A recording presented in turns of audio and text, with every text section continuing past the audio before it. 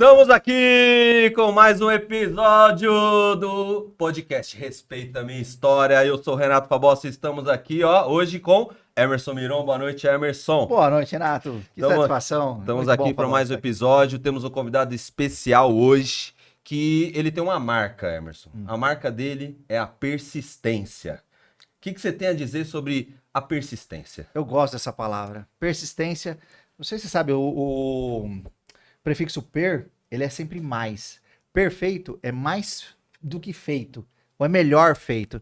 Persistência é insistir a mais. Muito Esse bom. é um negócio muito bom. Então, persistir é insistir a mais. Seja persistente. Seja e persistente. Aprenda com o nosso convidado. Hoje tem uma história fantástica, uma história de persistência, de perseverança. Então você fica conectado aí até o fim. Já vai mandando aí esse link dessa live aí para sua família, no grupo de WhatsApp. Convida todo mundo. Se você ainda não é inscrito no canal, inscreve aí agora. A hora é agora. Toda semana, toda terça-feira, às 20 horas, tem um episódio, um convidado que tem uma pessoa comum com uma história extraordinária. E hoje você vai ver uma história extraordinária aqui, tá bom? Também tem o nosso Instagram, Respeita Minha História Cast. Segue lá também, lá tem os cortes, lá tem novidade, vai ser maravilhoso. Antes de apresentar o nosso convidado aqui, Emerson, eu quero dizer o seguinte, nós temos um patrocinador, sim ou não? LC Odontologia. Cara, nosso podcast já tá trazendo alegria, a gente já tá tendo esse feedback. Alegria, sorriso. E para manter esse sorriso, LC Odontologia, Rua Frei Gaspar 941, sala 409, aqui em São Bernardo do Campo. É isso aí, muito bom. Você que é do ABC, eu sou cliente de lá, você também deveria pensar no sorriso, né? O sorriso é a marca do nosso rosto, a nossa primeira impressão vem do nosso rosto. Então eu tô aqui com 42 anos de idade, né? Apesar de não parecer. Tô cuidando do meu sorriso, porque eu acredito muito que é a marca nossa, né, de cada dia. Então vai lá. Frei Gaspar? 941, sala 409, em São Bernardo do Campo. É isso aí. Então nós temos um convidado hoje que você não sabe. O quê? Ele é pastor. Legal. E ele tem uma história incrível. Um dia ele pulou da ponte pelado e foi preso. Você acredita nisso? Ele vai contar essa história aqui hoje. Quero apresentar aqui o nosso convidado Ari Guarnieri. Essa não é a melhor história. Mas é bom, hein, Ari? É bom. É uma história divertida.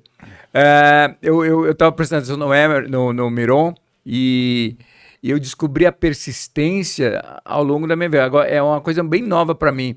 É uma coisa que... quando eu era mais novo, né, na minha infância e adolescência, eu não sabia dessa característica minha. Eu descobri agora em terapia, né, num dos processos terapêuticos meu, eu percebi que todas as minhas conquistas passam por esse lugar da persistência, de insistir e acreditar que alguma coisa ia dar certo, né? Uhum.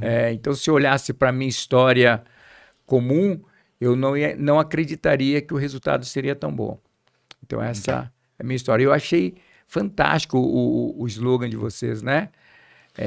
Pessoas comuns, histórias extraordinárias. Perfeitamente. E terminando, respeito a minha história. Fantástico, muito bom. Muito obrigado, bom. Ali. Maravilhoso.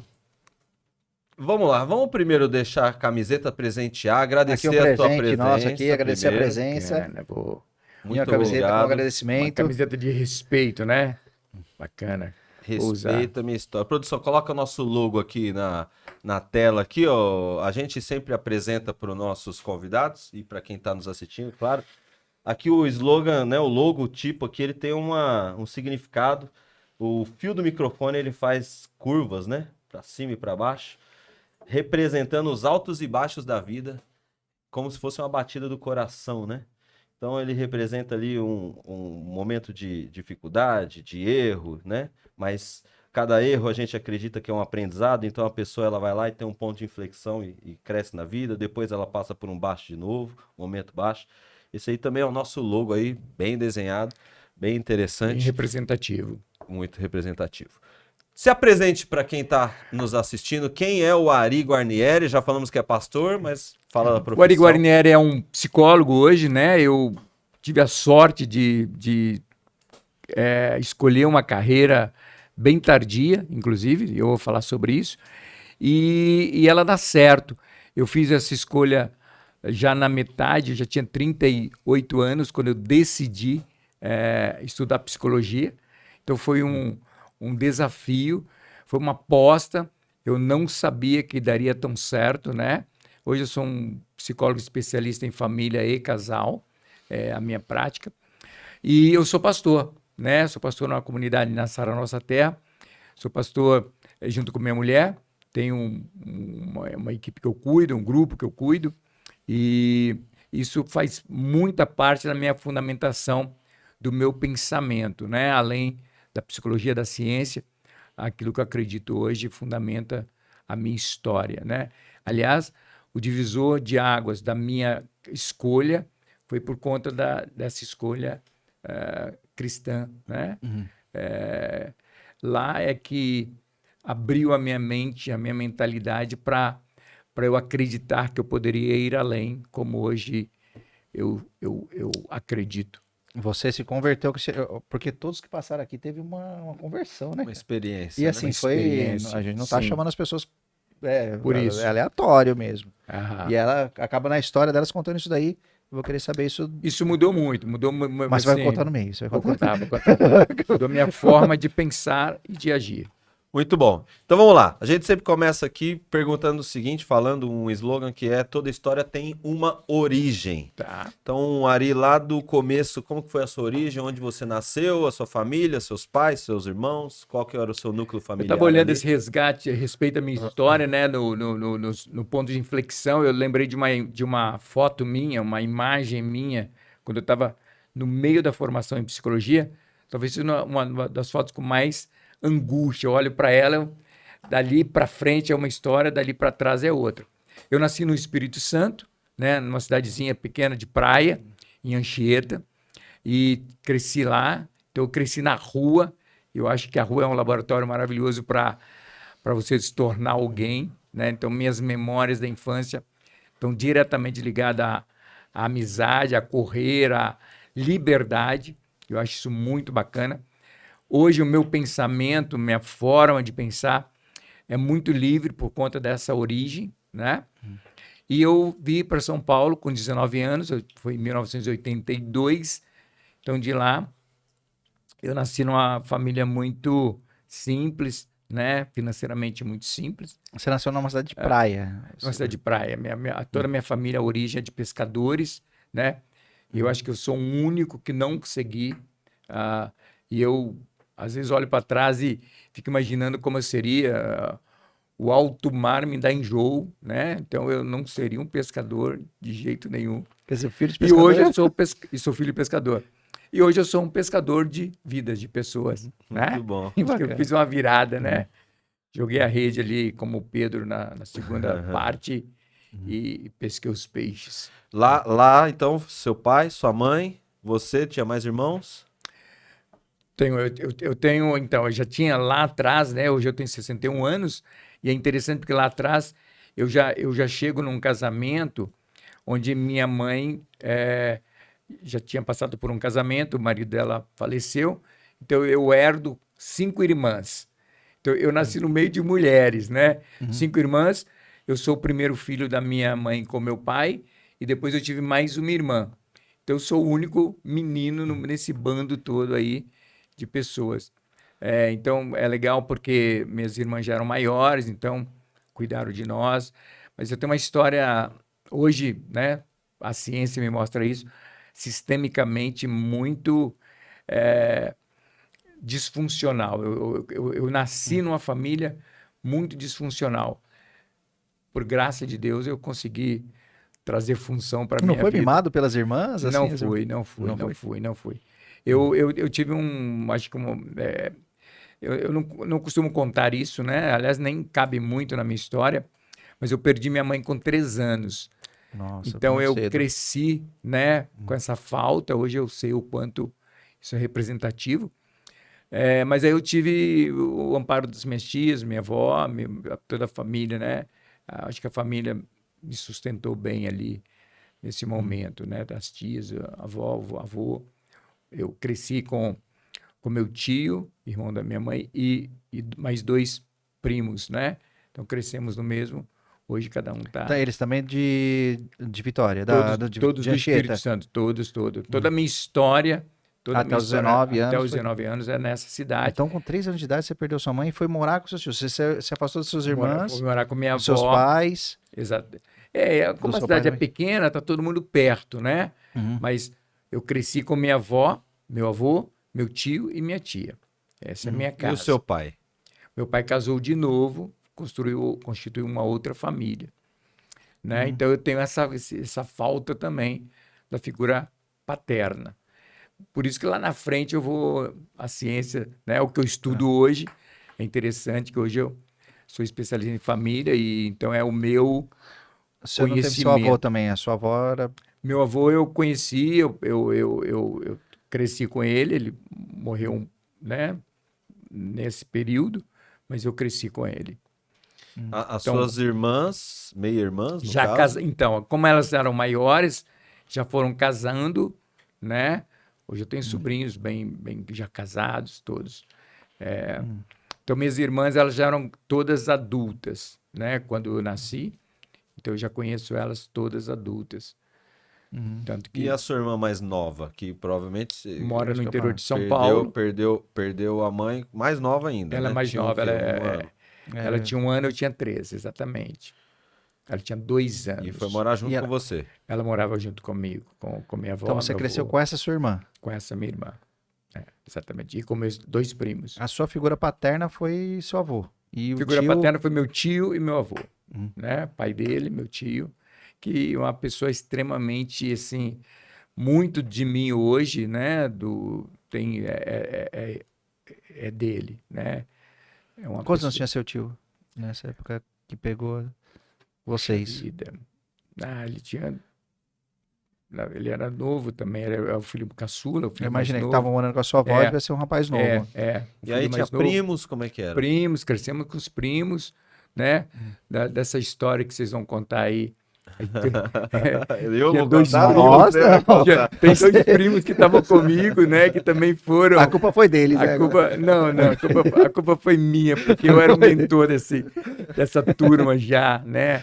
É interessante isso, Miron, porque hoje eu olho para a minha história lá atrás, eu já vejo, e eu tenho uma história que eu vou contar, que eu já vejo o quanto eu influenciava as pessoas, né? Sem eu perceber isso, né?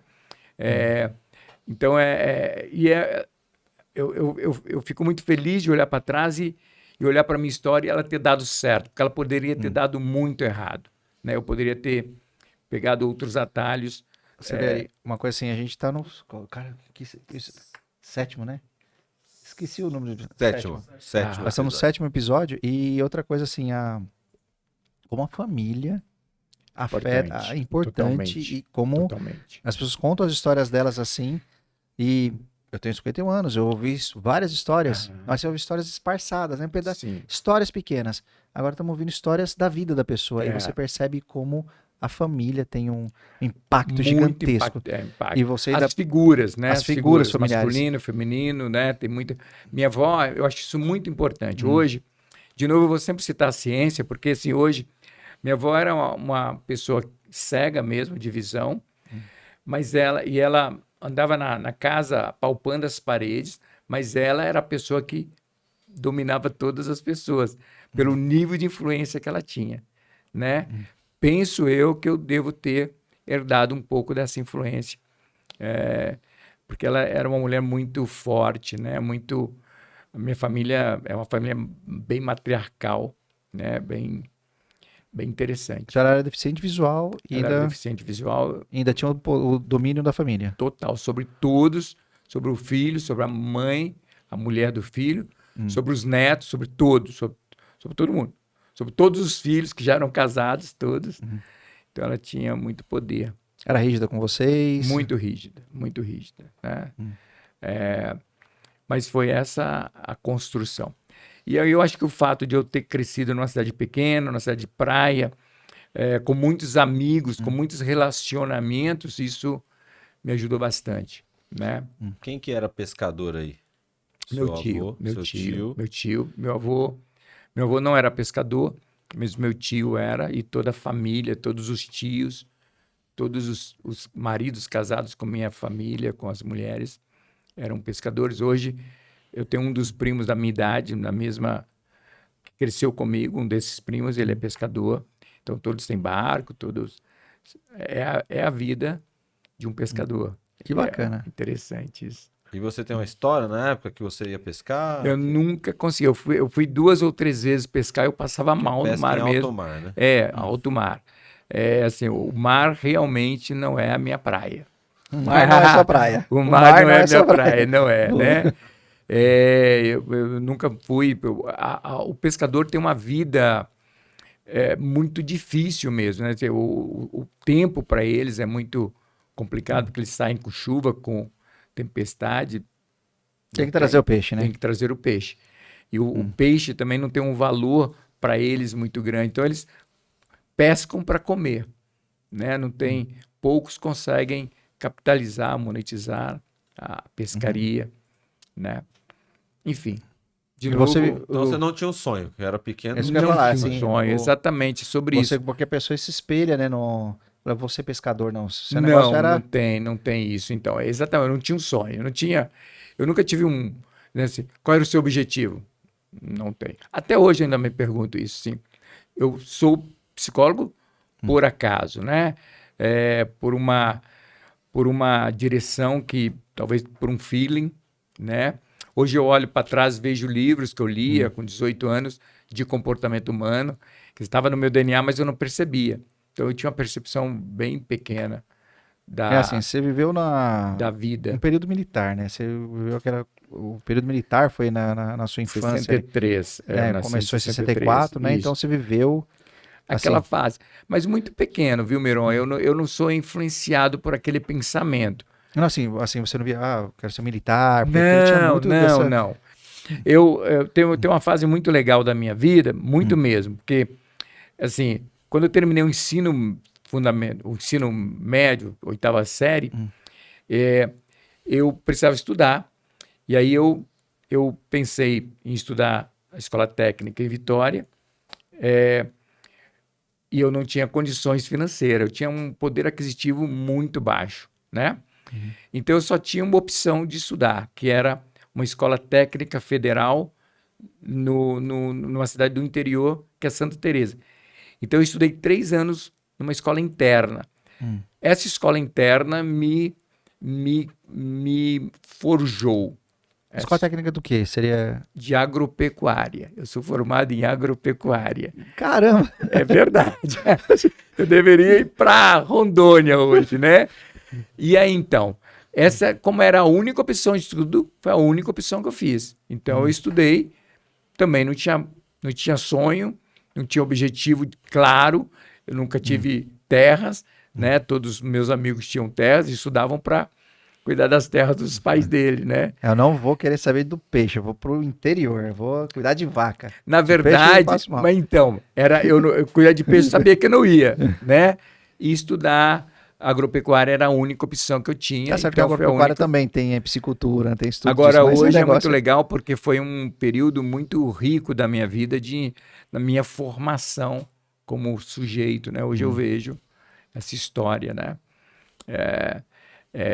Bem interessante. Nesse período até que você já tinha uns seus 15 anos, mais ou menos. Ali eu tinha de 15 a 18, então, exatamente. Mas você surfava lá em... De jeito nenhum. No mar, realmente, você não quer saber do mar mesmo, né? O mar eu só nado bem, né? Sempre nadei desde pequeno, né? E pulava da ponte. Vamos entrar nessa parte lá da ponte. Pulava da ponte.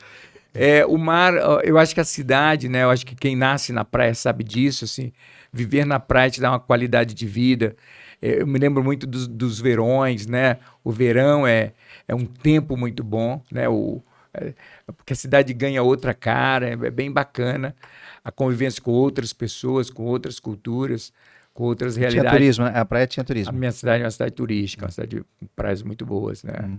Hoje, Inclusive é uma cidade Uma maravilhosa. coisa assim, eu também nasci numa cidade pequena, né? Eu percebo que cidades pequenas, né? Eu nasci numa cidade chamada Braúna.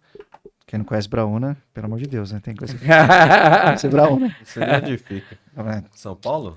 Sabe aquelas fotos de Dubai? É. É tudo Braúna. Ah. Dubai copia isso daí. A pessoa, ela nasce, ela convive a vida inteira com pessoas. E assim, inclusive casais, se nascer uma leva de mulher bonita, ou nascer uma leva de homem bonito, é aqueles que vão casar ali mesmo. É isso mesmo. É assim, você lá, já tinha suas... Como era essa relação com os amigos, Então, namoradinhas? eu sempre tive... Então, é interessante, Miron. Hoje eu olho para minha história atrás e eu vejo o quanto eu era tímido mesmo. Muito tímido. Você era tímido ali? Muito tímido. Eu era uma pessoa... Eu vejo fotos desse período de 3 anos na escola em Santa Teresa, eu vejo que eu não estou no meio do grupo. Eu era bem tímido mesmo, bem separado. Talvez a minha mentalidade fosse essa, né? De não ter visão, de não achar que ia a algum lugar. Faltou uma pessoa ali para Faltou uma mentoria, perfeito, exatamente. Alguém para me dizer. Poderia ser. Eu tenho uma história muito legal na minha infância, que eu acho essa história, para mim, a mais significativa da minha infância, e eu só fui linkar essa história agora com 50 anos fazendo terapia. Eu no meu processo terapêutico. No meu processo terapêutico, eu percebi que tudo que eu conquistei foi com persistência mesmo, com muita dificuldade, né? Acreditando que aquilo ia dar certo. E aí eu tenho uma história que eu tinha 9 anos, é a idade mental que eu lembro, né? Cronológica. E eu cresci com meus primos, minha tia, e eu era uma criança adorável. Arteira. Hashtag só que não, né? Então ninguém me queria perto, né? Eu tinha aquela coisa do filho que não tinha mãe, que era arteiro, que chegava no lugar e destruía tudo mesmo. Essa era a minha... Até hoje, né? Meus primos, até hoje eles falam isso. Quando nós estamos juntos, eles falam isso. Então ninguém queria me levar. Meus tios fizeram um piquenique, minha praia é uma praia grande de 3 quilômetros, e ela forma uma ponta, na ponta dessa praia tem uma praia maravilhosa. E era para lá que eles iam, a pé, né? E A família toda se reunia. toda a família ia, todos os primos, todo mundo, domingo, sol, e eles decidiram que eu não ia. E eu decidi que eu ia. E era assim, Miron, eles iam, eu pela praia, eu ia atrás, separado, eles iam, aí voltava um correndo atrás de mim, eu voltava, quando parava eu voltava de novo. Conclusão, eu cheguei. Quando eu cheguei não dava mais para voltar. Então essa história eu fico pensando hoje como é que eu decidi ir, né? Porque esse aprendizado, por exemplo, eu não tinha um mentor, não tinha alguém que me apoiasse, não, ele vai, não tinha ninguém que me defendia. Mas eu aprendi, então, desde muito cedo a realizar aquilo que eu... É a persistência. É a persistência. Hoje eu sei disso, né? E aí, depois eu tenho um outro episódio, já agora, na fase adulta, que aconteceu parecido desse jeito. Você vai e contar? aí nós vamos contar, claro, vamos contar. Então essa é a minha história da infância. Né? E estudou em escola simples, sempre escola simples. Todas escolas simples. Uma coisa muito legal que eu vejo hoje, também eu não tinha essa percepção de mim, né? Agora, com 60 anos, aquele grupo da adolescência se encontrou pelo Facebook, né? E eles formaram um grupo onde nós estamos lá. E aí, conversando, a gente conversa com todo mundo fazendo o quê? Uma pessoa me pergunta, fala, hoje eu sou psicólogo, né?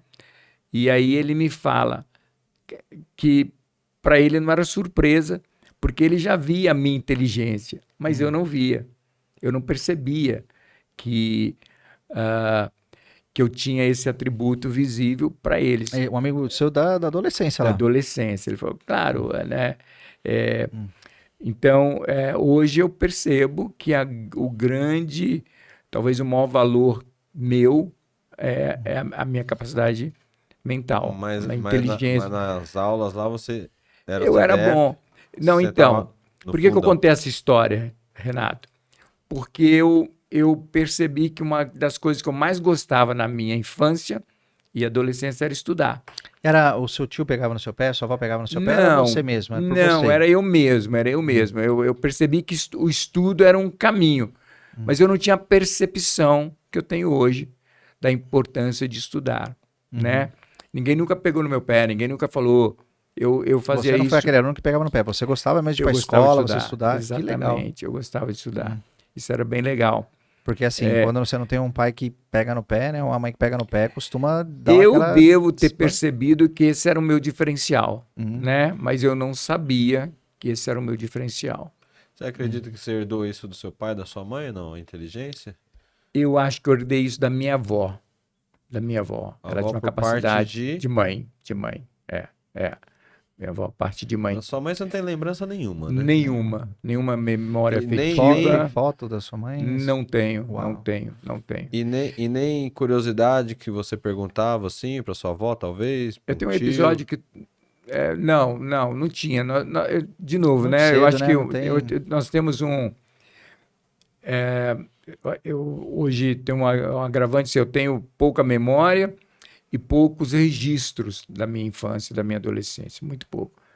Só tenho algumas memórias afetivas mesmo, né?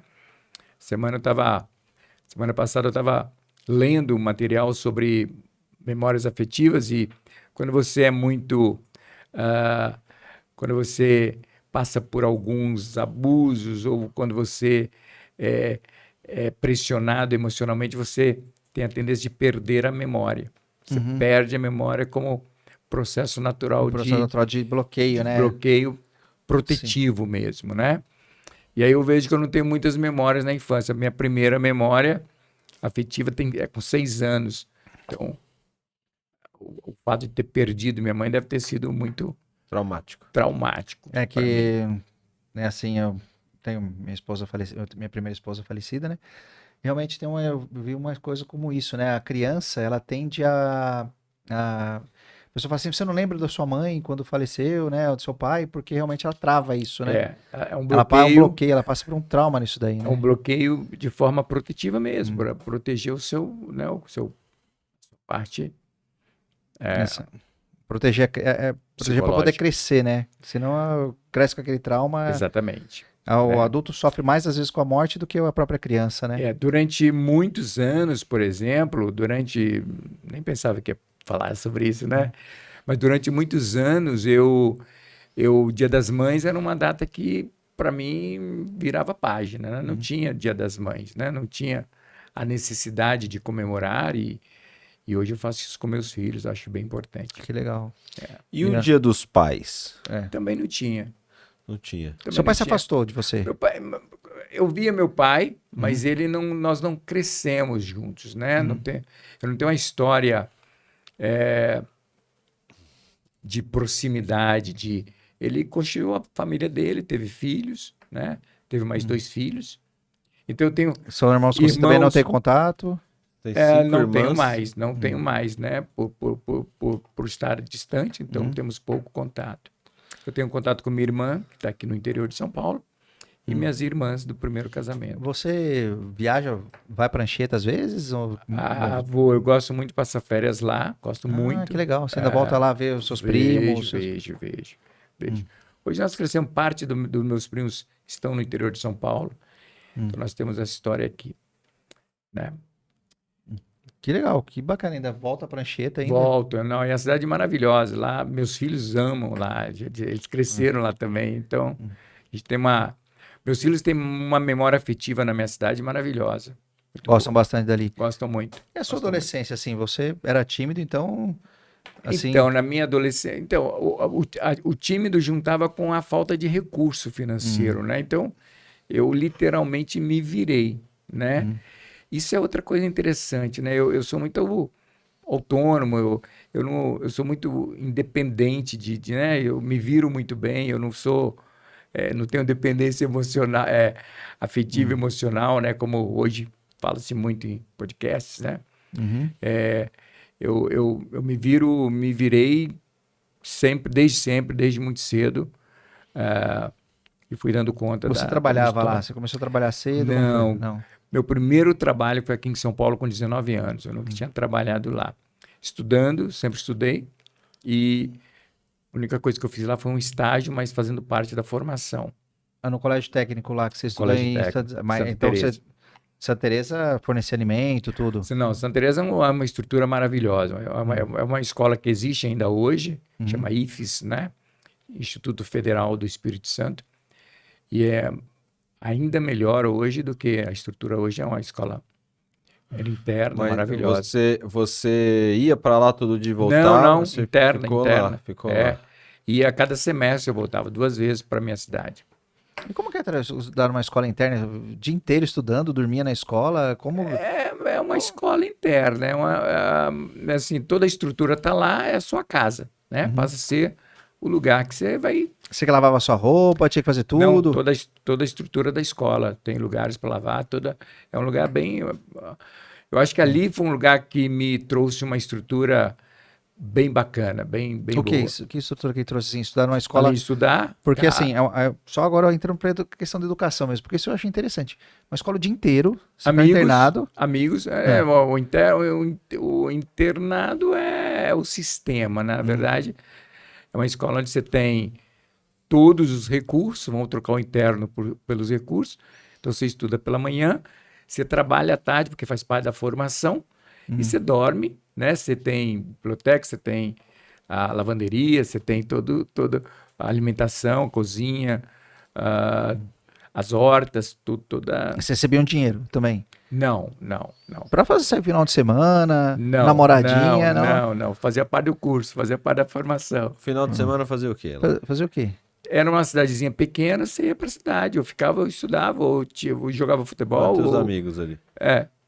Quisesse tomar um sorvete. Ou ia para cá, legal. Ou ia para casa de amigos de outras cidades. Era bem... Eu acho que a parte afetiva daquele lugar foi o ganho de toda a formação. Então ali fazer amizade era o importante ali. Ali era necessário. Esse grupo do Facebook é dessa... Esse grupo é dessa época. É dessa época, dessa escola, desse pessoal. Dessa escola, exatamente. Todos tiveram sucesso? Lá, Não. Aí você vai vendo as diferenças, né? Por exemplo, a minha formação, né? Nem combina com agropecuária, né? Mas eu acho que é um plus daquele momento, daquele lugar. Mas não todos, não. Foram 3 anos ali. 3 anos. A maioria ali era homens, né? Ou Todos não? homens. Tinha Só 5 homens. meninas em todo... No meu curso. São 3 anos, né? 78, 79 e 80. As turmas são por anos, né? Então, minha turma é de 80. Tinha poucas meninas. Hoje é uma escola que tem mais gênero. Você estudou de lá de quantos anos até quantos anos? Não entendi. Você estudou de quantos anos a quantos anos lá? Eu tinha de 15, 16, 17 e terminei com 18. Então, 16, 17 e 18. Aí, 18 anos... Fui para minha cidade novamente, voltei para minha cidade. Aí, eu sempre gostei de dar aula, né? Hoje é dia do professor, eu sempre gostei de dar aula. É mesmo. Eu fui para esse caminho de dar aula numa escola. O Espírito Santo é um estado interessante porque tem a parte da agropecuária bem desenvolvida, né? Então, eu comecei a dar aula numa escola onde a formação são para pessoas, para permanecer no campo. Você deu aula de agropecuária? De agropecuária, exatamente. E depois eu vim para São Paulo com 19 anos. Você acredita que essa formação nessa escola te encorajou para vir? Não. Hoje eu vejo que ela foi muito importante. Vejo até mais, né? Não me encorajou. Eu sempre fui muito de arriscar. Estava pensando nisso. Quando eu vim para São Paulo, cara, eu nunca pensei em vir para São Paulo. Eu nunca pensei em vir para o Rio de Janeiro, né? Mas quando surgiu o momento e o convite, eu topei. Vamos. Só uma coisa. Agro é pop, agro é tudo. Eu acho que eu sempre fui corajoso no sentido de arriscar, né? Você veio sozinho, você chegou... Eu vim morar com minha irmã. Minha irmã já morava aqui. Sua irmã tinha vindo para cá já. Ela veio mais cedo, ela era mais nova que você, então ela veio... Não. Minha irmã daqueles 5, daquelas 5. Casada. Ela já morava em São Paulo. E essa minha irmã, inclusive, é bem bacana. Essa minha irmã, ela foi responsável por me dar a educação. Ela que pagava os meus estudos, os meus cadernos, os meus livros, ela que cuidava disso. Mas aonde? Durante a minha formação, lá Mas no Espírito Santo. Ah, então, mas os livros eram pagos. Os livros eram pagos, sim. Então, nessa escola interna, você tinha Tinha comida, oito- tudo, sim, mais livros. Eu pagava por ano um salário mínimo por ano. Hum, Mas tinha alunos que pagavam regularmente. Eu pagava menos porque eu não tinha recurso, uhum. tá? Então era uma escola... Ah, então sua irmã que pagou pra você lá. Exatamente. Ah, que legal, que bacana. Ó a família aí, ó. A família de novo funcionando. A família de novo Ela funcionando. morava lá ainda. Ela morava lá ainda, exatamente. Depois que ela veio para São Paulo. Ela tá viva, E sua ela- irmã ainda? Tá... Como que ela tá? Sua irmã Não, Essa irmã. essa irmã já faleceu. já faleceu. Eu tenho 61 anos, né? É. Ela tinha mais. Minhas irmãs do primeiro casamento eram mais velhas, né? Então, então vir para São Paulo foi outro divisor, né? Eu acho que a gente faz essas divisões. Então tem a infância, tem a adolescência e vir para São Paulo. A partir de vir para São Paulo, um pouco antes ainda da minha conversão, você já começa a ter uma mudança de pensamento mesmo, de Você pular pelado foi antes de vir pra São Paulo ou depois? depois de ir para São Paulo. Então, depois. foi Eu depois, pensei foi que foi depois. nessa época, aí, junto com Numa- os homens lá, uns numa- moleques, tudo não, junto. Imagina uma escola cheia de moleque. Cheio de Não. cara. Nossa. Numa das voltas para o Espírito Santo de férias, né, no carnaval, e estava Mas vai contar- amanhecendo o ainda? dia. Pode contar. Então vai lá. Você Tava que estava amanhecendo o ansioso dia. por esse momento, chegou a hora. Ah, Chegou a hora. Mas uma coisa que talvez na adolescência você faz e você não faz nunca mais, né? E aí você dá uma doida e você pula pelado da ponte e Você voltou pra Anchieta. voltei para Anchieta, na minha cidade, né? Era carnaval. O Encontrou- rio na Passou minha o carnaval cidade é lá? interessante. O rio na minha cidade ele desemboca no mar. Então você pula da ponte e a água te leva para o mar, né? Bem interessante. Foi exatamente. Aí alguém viu aquele bando de meninos pulando da ponte. Você foi tirar roupa, vou tirar roupa. acionou. Você tinha bebido ou não? Não, na verdade, cara, o que passa na cabeça? De novo, né? Eu acho que para mim é uma coisa muito natural, né? Uma decisão de adolescente, uma decisão pouco reprovável, né?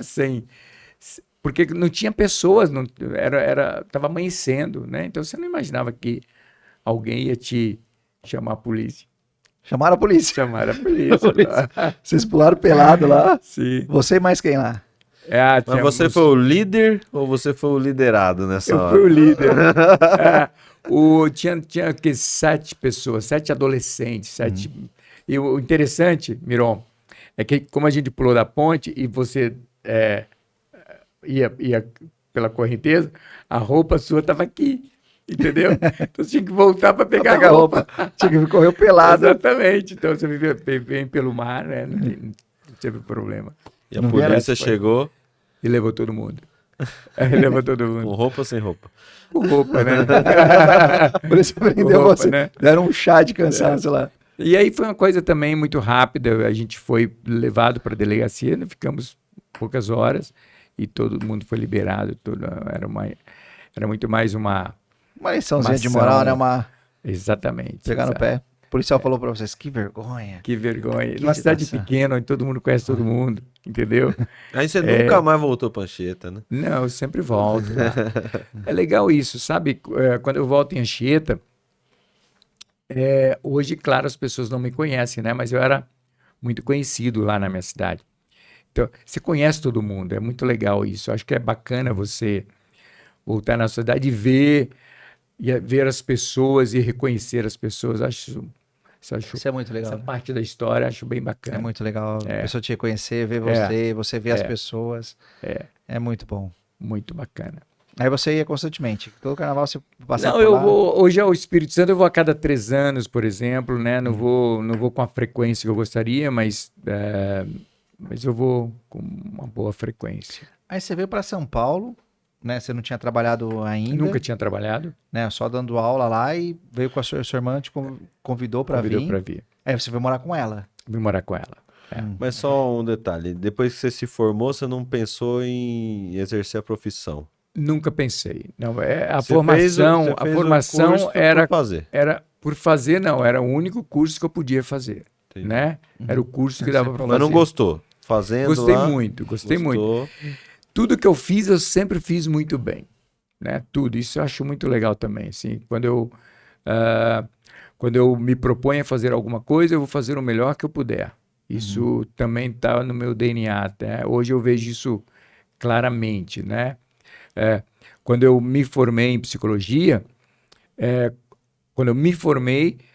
assim que eu peguei o CRP, eu já tinha um consultório aberto, sem nenhum paciente. Então, eu fiz o projeto antes de ter alguém para... Já acreditava que o negócio que aquilo ia dar certo. ia entrar nessa história, vamos... Com certeza. Aí você foi morar com a sua irmã era casada, tinha filho, Eu cheguei em São Paulo, eu achei São Paulo assim, uma interessante, assim, uma cidade completamente diferente da minha, né? Você veio morar onde em São Paulo? Brasilândia. Brasilândia, 82 Brasilândia. Brasilândia, bem no meio da Brasilândia mesmo. Para mim, era uma loucura, porque eu nunca tinha tido aquele contato com aquele tipo de população ou as casas, né? Você sai de uma cidade totalmente pequena. Depois da Brasilândia, eu fui morar na cidade de Tiradentes. Você saiu de uma cidade que não tinha absolutamente nenhum tipo de crime, não tinha nenhum tipo de... Nada, não. Tranquilíssima. E vem para uma cidade que... E é interessante, isso para mim eu acho surpreendente. Longe de tudo. Eu tinha uma ideia de São Paulo, onde talvez eu já havia estudado, claro, com certeza, sobre favelas, né? Mas para mim, favelas era o Rio de Janeiro. É mais próximo da minha realidade, né? Do Espírito Santo. Eu me surpreendi muito quando cheguei em São Paulo a topografia da cidade e a realidade de São Paulo. Surpreendeu negativamente. Me surpreendi, eu não esperava aquilo, né? Não negativamente, realmente surpreso. Daí eu fiquei um pouco tempo na Brasilândia, minha irmã mudou para a cidade de Tiradentes, eu mudei com ela, e 3 meses depois eu fui morar sozinho. Aí eu acho que aí é uma curva de inflexão novamente, né? Mas assim, você foi para a cidade de Tiradentes, quantos anos você tinha ali? Em 82? Ali eu tinha 21 anos. Então foi 84. 84, exatamente. Ali já era perigoso, já tinha... No comecinho, no comecinho da cidade de Tiradentes. Começou ali mesmo, né? Bem como 84, por aí. Daí era uma distância muito grande de vir para o centro. Era enorme, era trem, né? Ônibus, trem. Ônibus, não tinha trem, só ônibus. Não tinha, hoje faz pouco tempo eu voltei lá de carro, é outra realidade, é bem melhor, né? E aí foi quando eu vim morar na Zona Sul e conheci a minha mulher e somos casados até hoje. Essa é outra parte boa. 24 anos. Você veio com 24 anos? Eu casei com 24 anos. Você trabalha com o quê? Essa é outra coisa legal, Miron. Em 82 você veio, você teve que arrumar um emprego. Então, eu sempre desenhei na vida, né? Eu sou desenhista. Antes de ser psicólogo, eu era desenhista. E aí eu fazia desenhos. Eu fui trabalhar num supermercado como... Cartunista. Não. Eu fui trabalhar como escrita fiscal lá. Tirava notas, né, pela minha formação. E durante os intervalos, eu comecei a fazer cartazes aleatoriamente. Daí eu fui promovido com o meu gerente, ele mudou de loja, eu fui com ele. E aí eu passei a ser cartazista. Eu sempre fiz essas coisas. Então você desenhava cartazes de supermercado? Cartazes de supermercado. Eu era cartazista. Daí isso é legal de novo, né? Nesse mercado... É uma profissão que eu nunca vi ninguém e realmente é legal. Maravilhoso, não. Nesse mercado, eu comecei a fazer os logotipos das empresas. E tinha uma empresa de toalhas de mesa e eu fazia o logotipo dela bem bacana. Essa empresa me contratou como desenhista. E aí eu passei dessa empresa... Um talento natural seu. Um talento natural. Você desenhava meu. desde criança? Desde criança. Pegava seus cadernos? Natural. Eu desenhava meus cadernos todos. E esse foi minha profissão. A minha formação é web designer. Eu era web designer. Então assim, você aprendeu a desenhar. Você não aprendeu a desenhar, você nasceu com esse dom. Exatamente. Depois aqui eu aperfeiçoei. Eu fiz alguns cursos no Senac, né? Minha formação, então, era web designer. Quando eu decidi ser psicólogo, eu deixei de lado essa prática trabalhava em casa como autônomo, e aí eu passei a estudar. Eu tive que deixar tudo que eu aprendi. Você trabalhava com escrita fiscal no mercado, virou cartazista. Você que fazia os preços lá do... Isso mesmo. Depois carne desenhista. a 100. Isso mesmo. Dos 2,90 o quilo. Isso mesmo, exatamente. Você escrevia aquilo. Aí eu fazia serigrafia, eu fazia todo o processo de serigrafia, desde... Você fazia serigrafia? Desde a tela, desde o desenho, a tela, todo o processo. Você queimava a tela lá, fazia total, o desenho de uma camisa, perfeito. Colocava ali. Eu fazia desde o início, desde a criação até o final, até colocar o cartaz. Eu que fazia. Você fazia toda a parte... Todo o processo, exatamente. E você teve uma empresa disso? Eu tinha... Depois que eu saí do mercado, você eu foi fui contratado. ser desenhista. E para essa empresa... Até chegar em web designer, né? Trabalhava depois com computador, com plotter, e daí eu migrei para Mas assim, psicologia. essa empresa que você desenhava da toalha de mesa, o cara te viu, o cara falou assim, pô, você desenha Porque bem. eu fazia o logotipo dele no mercado. Então eu sempre tive essa visão futuro. E você pergunta para mim como que eu fazia isso? Não sei. Eu não planejava isso. Eu fazia, talvez por feeling mesmo, porque achava importante, né? Daí então eu fui contratado por essa empresa, dessa empresa. Pagava bem? Porque é uma coisa rara, né? A empresa melhor, raro, a empresa já pagava mais do que o cartazista, né? O desenhista já é melhor que o cartazista. Depois eu continuei estudando. E assim, você foi desenhista sem formação, a empresa contratou sem formação para ser desenhista. Exatamente. Você desenhava logos, o que você fazia lá? Sim, logos, eu criava logotipos, eu criava, né? Por isso, bem bacana mesmo, esse tipo de formação. Você criava um logo desse aqui? Exatamente. Então, daí... você é um artista também, cara? Eu sou. Você é um artista, e nasceu artista. Eu tenho a parte criativa. Hoje, para você ter ideia, toda a parte gráfica do meu consultório fui eu que desenvolvi. O meu logotipo, inclusive. O seu logotipo você que Fui eu que desenvolvi, exatamente. O bonequinho da forca eu desenho mal. Não, então eu que desenvolvi. Eu desenho mal. Eu tenho essa parte, hoje... Meu talento artístico eu estava fazendo isso hoje para divulgar, né? E eu que faço. Então toda a parte gráfica... Uma coisa legal. De novo, eu tenho percebido isso agora, né? Por exemplo, CorelDRAW. Eu comecei a estudar CorelDRAW na versão 3, em inglês. E eu não sabia inglês. Eu estudava o programa durante o dia e à noite eu ia para a internet, para pegar todo o menu, todo o arquivo, tudo, e traduzia tudo para português. E hoje eu domino. É um software que eu domino, que é o CorelDRAW. Você desenhava CorelDRAW. Você aprendeu CorelDRAW, CorelDRAW, né? exatamente. Desenhava no papel com caneta e lápis e migrou para o computador. Exatamente. É um aplicativo que eu acho Você trabalhou fantástico. até quando na empresa fazendo logotipo, essas coisas assim? Até 37 anos. Eu fui estudar com 38. Então, aí você pegou, né, assim, você trabalhava no mercado, com até os 24 anos. No mercado. Empresa. Aí na empresa, entrou quantos anos na empresa?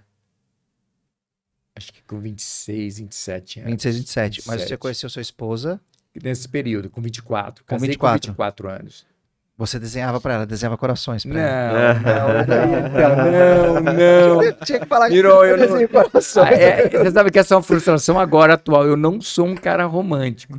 Eu sou um cara criativo, mas não romântico. É uma frustração, né? Não tem essa sacada de não desenho um coraçãozinho, não. Não. Vamos lá. Aí você tava lá ainda na Brasilândia. Você falou que você conheceu sua esposa na Zona Sul, né? Então, Campo Limpo. Aí você mudou, conforme foi mudando de emprego, você foi mudando de residência também, não? Também. Mas você saiu da Brasilândia, cidade Tiradentes e Campo Limpo. Poxa, Campo Limpo. Campo Limpo foi uma transição onde eu conheci a Lê e passei a morar no Jardim da Saúde. E trabalhava... 6 anos. Trabalhava com o quê na época? Desenhista. Mas nós vamos dar uma chance agora de ser romântico. Dá para aprender. Romantismo se aprende. Esposa? Leni. Fala uma declaração para mim. Lê, você sabe o quanto você é importante nessa história toda, né? O quanto você me ajudou a chegar junto com nossos filhos onde nós chegamos. Muito obrigado. Deus te abençoe. Um beijo. Te amo. Pronto. Oportunidade nunca é tarde. romântico, É verdade, é verdade, Tudo verdade. Faz um coração Faz assim o coração. pra ela. Desenha o coração pra ela. Então já tem quantos anos de casado? Já... Nós 30 temos anos. 38 anos de casados. lindo. 38 anos de Que casados. lindo. É legal, Eu não sei que bodas que é, assim, não sei também. Também. E eu trabalho em casamento, não sei também. O casamento na minha vida é um diferencial absurdo, assim, muita sorte de ter dado certo, né? Você de casou ter cedo, casei né? muito cedo, nós casamos por uma gravidez. Estatisticamente hoje, né, pelo que eu estudo, eu sei que quando um casamento começa pela gravidez, ele tem muita tendência a dar errado, né? É um caminho de dar errado. Nós começamos nosso casamento com vários fatores negativos, sem dinheiro. Nós tínhamos uma casa que era dela, da Lê. Você trabalhava no mercado, né? Né? E Como aí conheceu ela? conheci nessa transição com a Lúcia. A Lúcia é irmã da Lê, né? Eu trabalhava na mesma empresa com ela. O que eu fazia? Aos sábados eu levava roupa minha para lavar na casa da minha cunhada. E lá que eu conheci a Lene. Aí estamos juntos. Trabalhava com a Lúcia, que era irmã da sua esposa. Isso. Você foi morar E sozinho em aí, Campo de Limpo? sábado, sozinho. de final de semana, levava você... roupa Você morava sozinho? Morava sozinho, exatamente. Aluguei um apartamento sozinho. Aí já... E não lavava roupa em casa? Não, claro que não. Aí levava lá pra lavar e... Levava lá para ela lavar e aí Conheceu. conheci a Leia e nos A casamos. Lúcia ajudou? Ah, esse Não, rapaz não, que trabalha não, comigo não. fez a propaganda pra ela. Já Eu vou existiu- trazer um já rapaz existiu uma que trabalha história. comigo que é... Já existiu. Não teve essa história, mas depois teve outra história. Ah, como que foi? Mas a gente conheceu ao longo... Você que chegou lá e viu, sua irmã, apresenta Não, eu pra sua irmã. De novo, lembra que eu era tímido? É? Realmente eu era uma pessoa... Hoje eu não sou. Eu não sei onde que houve essa virada de chave. Realmente eu não consigo...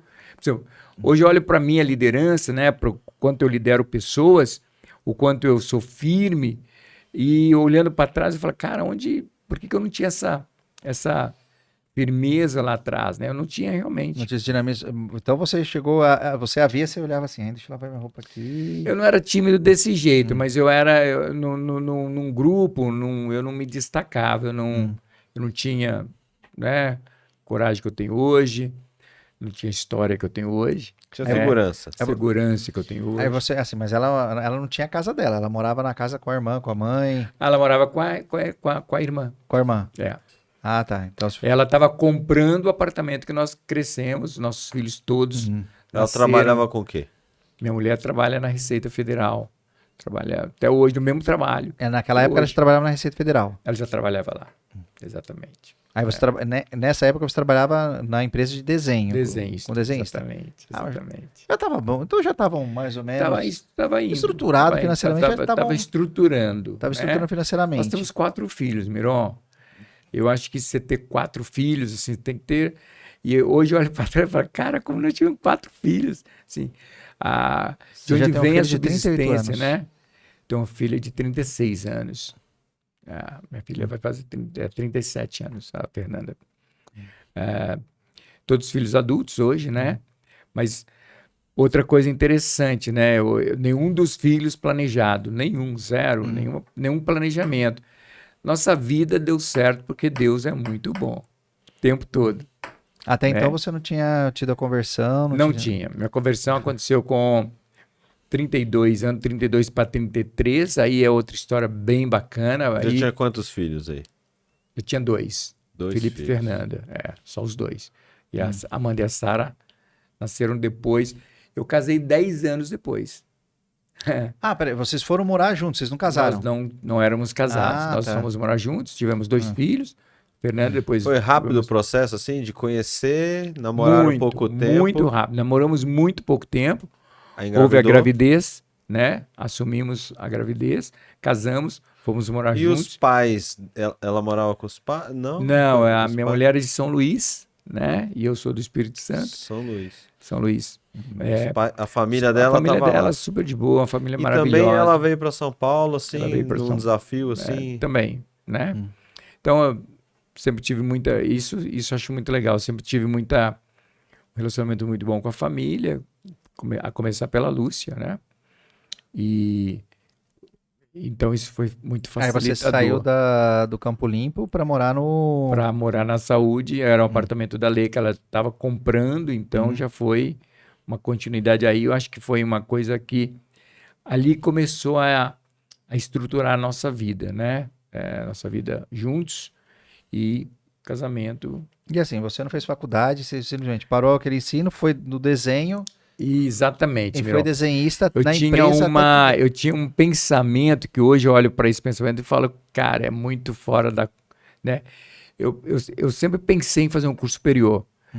E eu pensava, nem que seja com 60 anos eu vou fazer. Só que hoje eu falo, cara, que adianta um curso com 60 anos? E aí ele veio com 38 anos, né? Mas assim, no desenho, você trabalhou no desenho, na empresa desenhando Sim. até você falou que você fazia a serigrafia tudo, mas não foi na empresa. Você montou o seu negócio. Então, depois dessa empresa, Miron,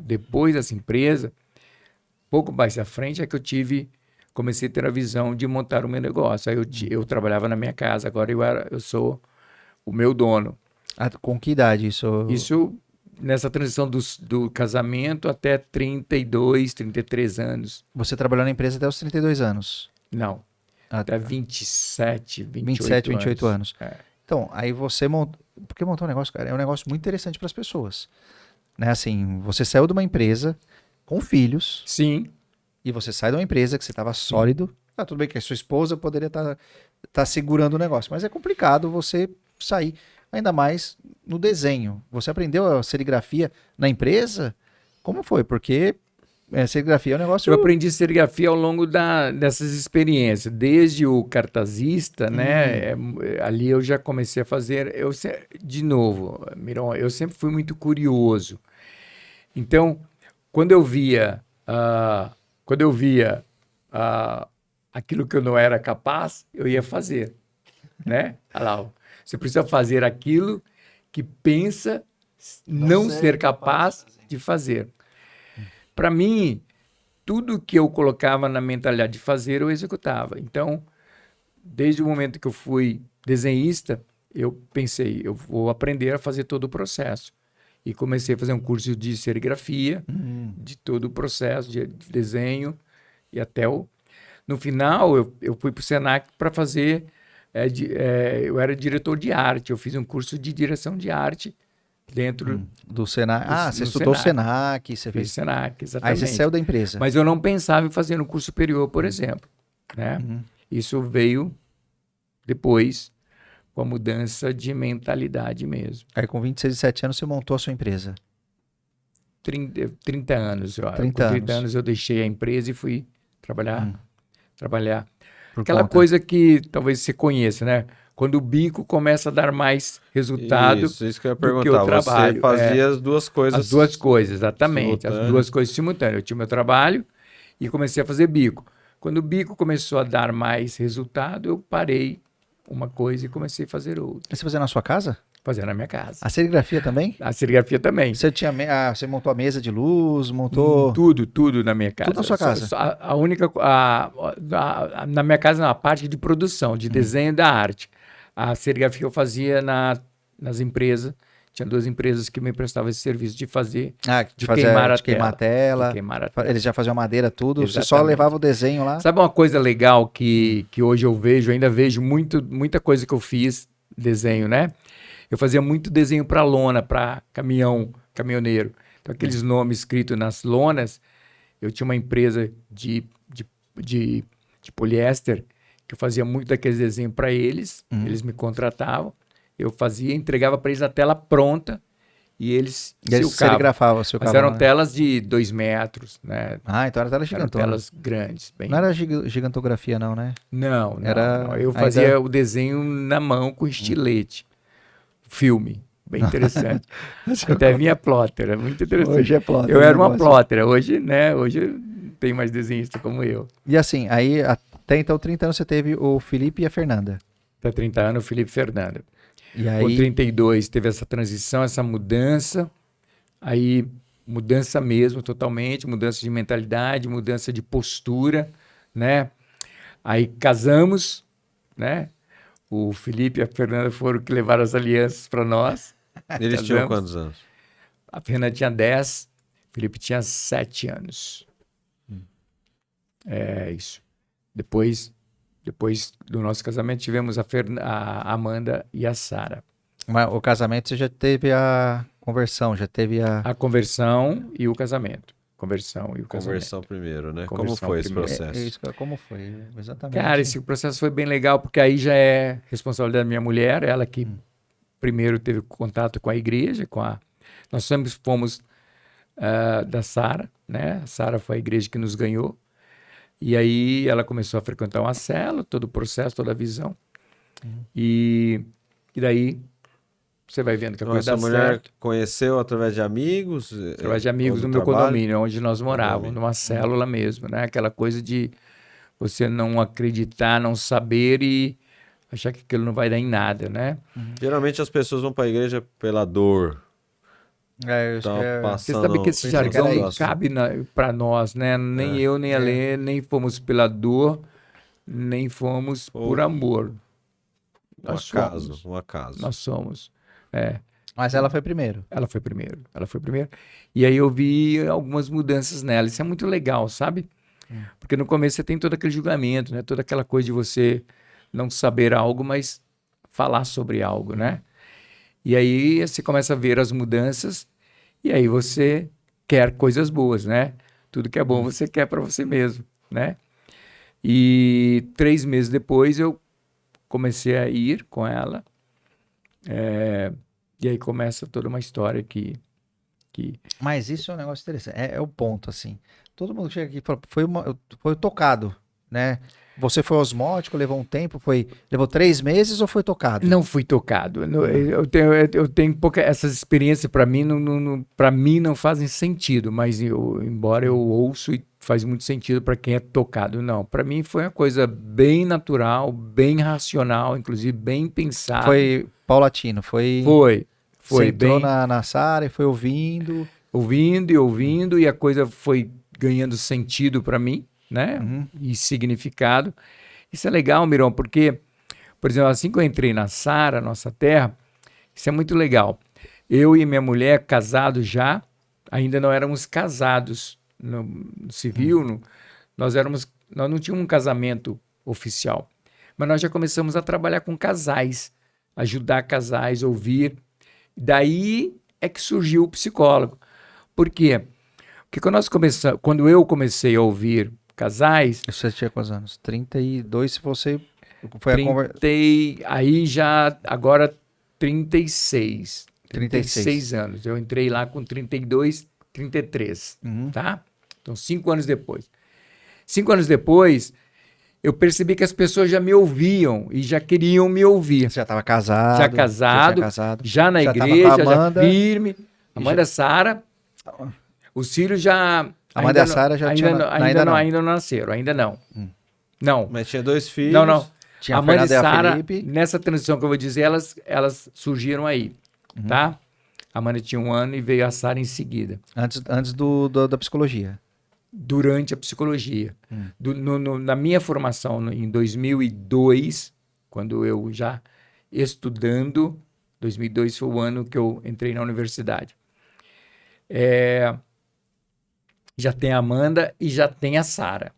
Sara Já estava... já tinha as meninas. Assim, essa história, eu quero ver, você conta com bastante... Eu quero saber dessa ênfase sua. O que te levou à psicologia Então, com 38 eu anos? acho que é legal, Mirão, porque primeiro que eu parei aquele processo de desenho, né?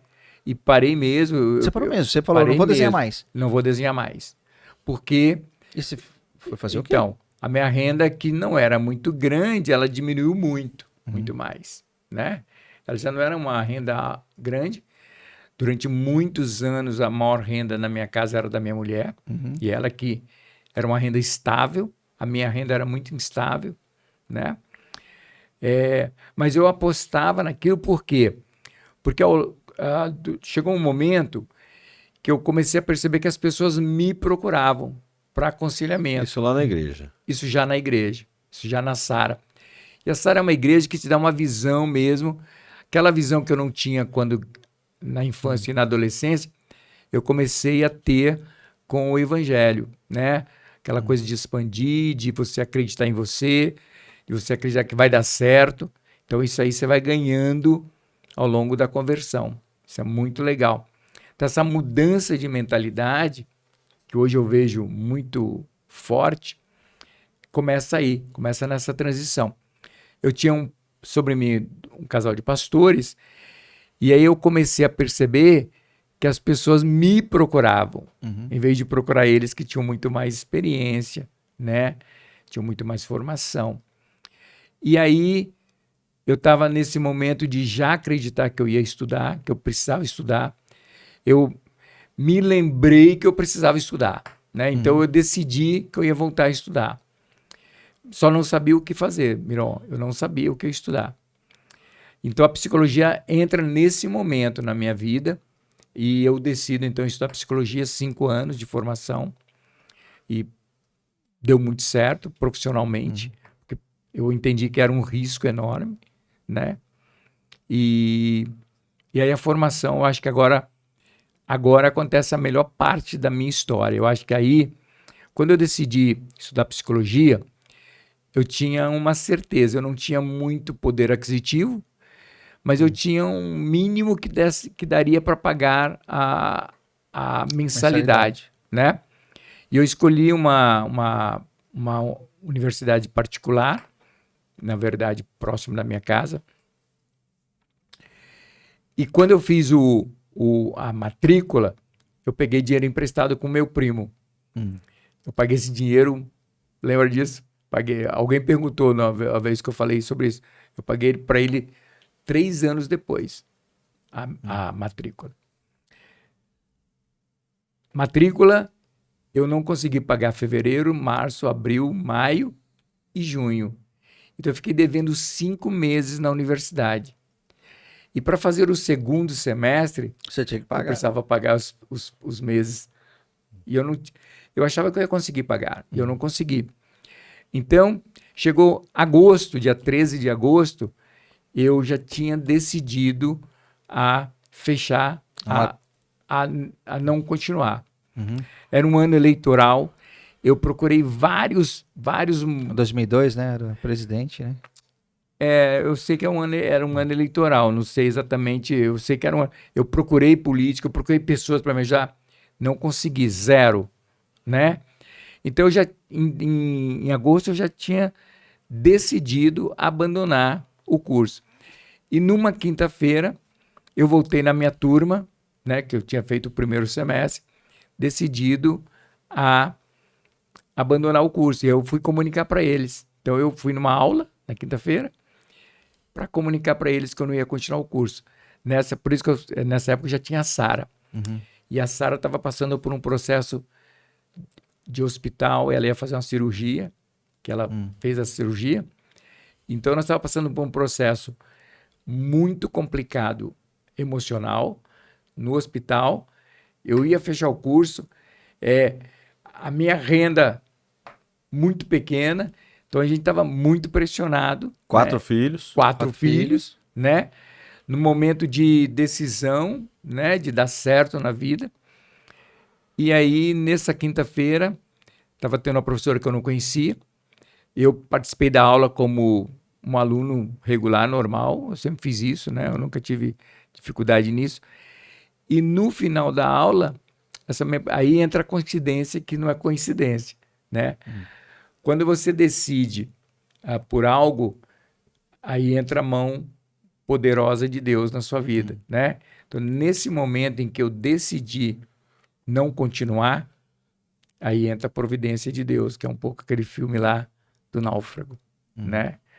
E aí, essa professora que estava dando aula, que eu não conhecia, deu carona para uma amiga minha. Você está querendo minha. dizer o seguinte, você está querendo dizer que você não precisava ir nessa aula, né? Você já tinha desistido, você poderia muito bem, poderia tipo assim, não ter Foi lá ido. só para comunicar o povo, Você despedir foi, dos amigos. Você foi com uma intenção, mas aí... Eu fui, na verdade, para comunicar meus amigos que eu não ia continuar, né? Porque eu já tinha feito, na minha força, tudo o possível para manter o curso. E eu não tinha o dinheiro, lembra? Precisava ter os 5 meses lá para pagar. Eu continuei não tendo, tá? Minha amiga, então, pegou carona com essa professora e essa professora perguntou para ela quem era aquele rapaz, né? E ela contou minha história. Ela já sabia da história da Sara. A história da Sara é outra história que talvez dê tempo da gente contar. Talvez. Ok. Ela contou, aí essa professora falou assim, pede para ele procurar a Isabel. Pronto, a Isabel era gerente do RH da Universidade, São Marcos. E no outro dia eu procurei a Isabel, contei a minha história, contei para ela o perrengue que eu estava passando. E a Isabel tinha uma vaga disponível para deficiente. E a pessoa dessa vaga não apareceu. Então, essa vaga ficou disponível, mas eu não achei justo eu ocupar uma vaga que não era para mim. Então, eu falei, Isabel, eu fico esperando surgir uma vaga. Só que a partir daí, Miron, eu passei a frequentar o curso, normalmente, sem a matrícula. Eu não estava matriculado, mas eu falei, vai dar certo, eu vou. A minha mulher falava, Aí entra a parte da igreja, né? Da fé. Aí né? entra a parte da fé. Aí entra a parte da certeza. A Lê fala, meu amor, você não está matriculado. Eu falei, meu amor, eu só saio de lá se o segurança me tirar. É assim. E aí eu passei, uma semana depois a Isabel me chamou. Você foi pro segundo semestre sem matrícula. Sem matrícula. Você tem nome na lista, né? Pelo sem que eu tenho nome, entendendo. não, sem nome, não. Eu não era... Só para assistir a aula. Eu fui para o segundo semestre porque era minha turma que me conhecia, que sabia quem eu era, né? Sem nome na lista, sem matrícula, sem nada. E aí eu não parei, não deixei de ir mesmo. A partir daí, da segunda-feira, eu fui todos os outros dias. Surgiu uma vaga, a Isabel me chamou, uma pessoa saiu de um lugar, foi para outro, e aí entra o legal. Lembra que eu era desenhista? Então eu tinha conhecimento em informática. Teoricamente, eu poderia trabalhar ali na parte de informática. Só que não surgiu nenhuma vaga de informática. Toda a minha experiência era de informática. E surgiu uma vaga de auxiliar de limpeza. Eu falei, é por aí, eu vou. Ele falou, você vai topar? Vou topar, eu quero essa vaga. Por quê? Porque se eu entrasse na universidade como funcionário, eu ganharia 100% de bolsa. E foi o que aconteceu comigo ao longo dos 4 anos e meio. E aquela dívida que eu tinha com a universidade, eles incorporaram ao meu pagamento e eles foram descontando ao longo de 1 ano. Você foi auxiliar de limpeza? Eu fui auxiliar de limpeza. Que legal, cara. Que legal. Que legal. Eu encontrava meus amigos durante o dia na universidade, às vezes eu limpando, né? Limpando sala, limpando banheiro. Mas eu tinha certeza de terminar aquele curso. Então, essa perseverança... Essa persistência vem daí, né? Vem da... Só que, de novo, né? Hoje eu conto essa história, ela é muito bacana. Mas enquanto você está vivenciando aquilo, você não tem a mínima noção. Eu me lembro como eu trabalhava em casa, Miron, eu acordava às 7 horas, acordava às 6h30, levava as crianças na perua, voltava para casa, eu ia começar a trabalhar 8 horas da manhã, né? Essa era uma rotina bem fácil.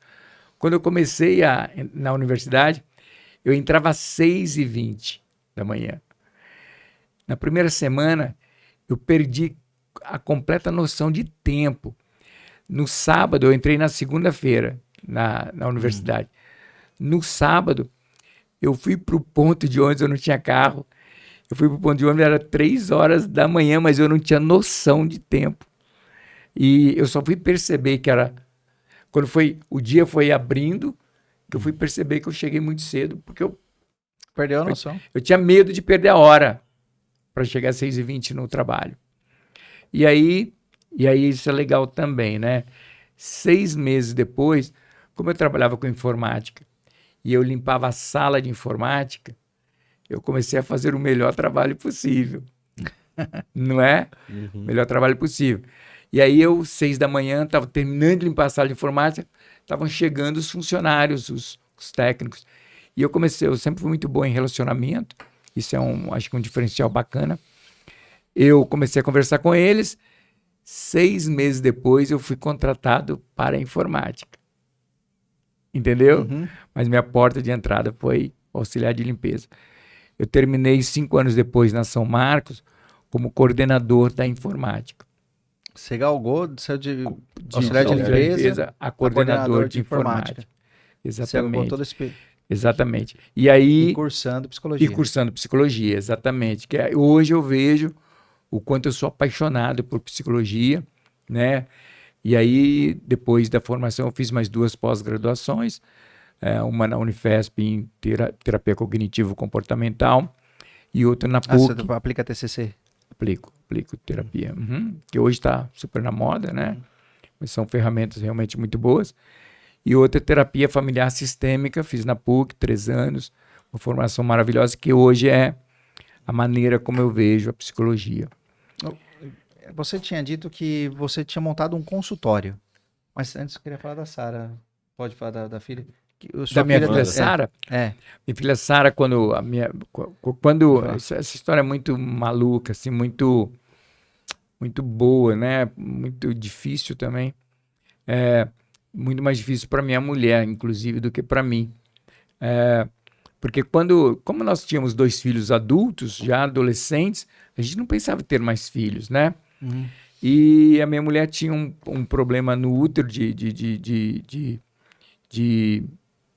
mioma policísticos, e ela estava fazendo um exame para retirada do útero.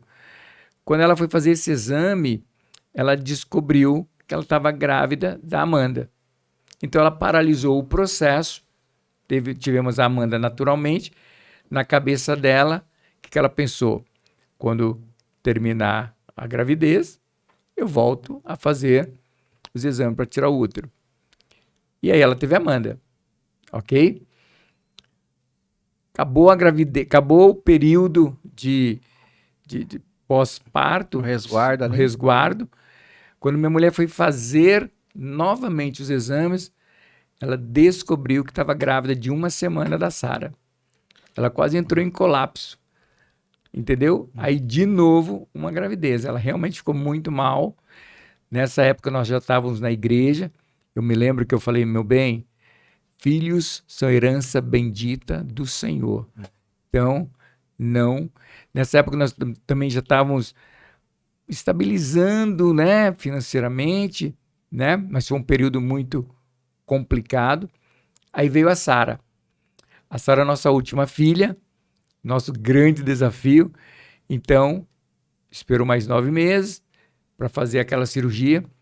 E foi o que aconteceu. Só que quando a Sara sai do peito, com 6 meses, né? Todos os nossos filhos foram para a escola muito cedo. Todos. Muito cedo.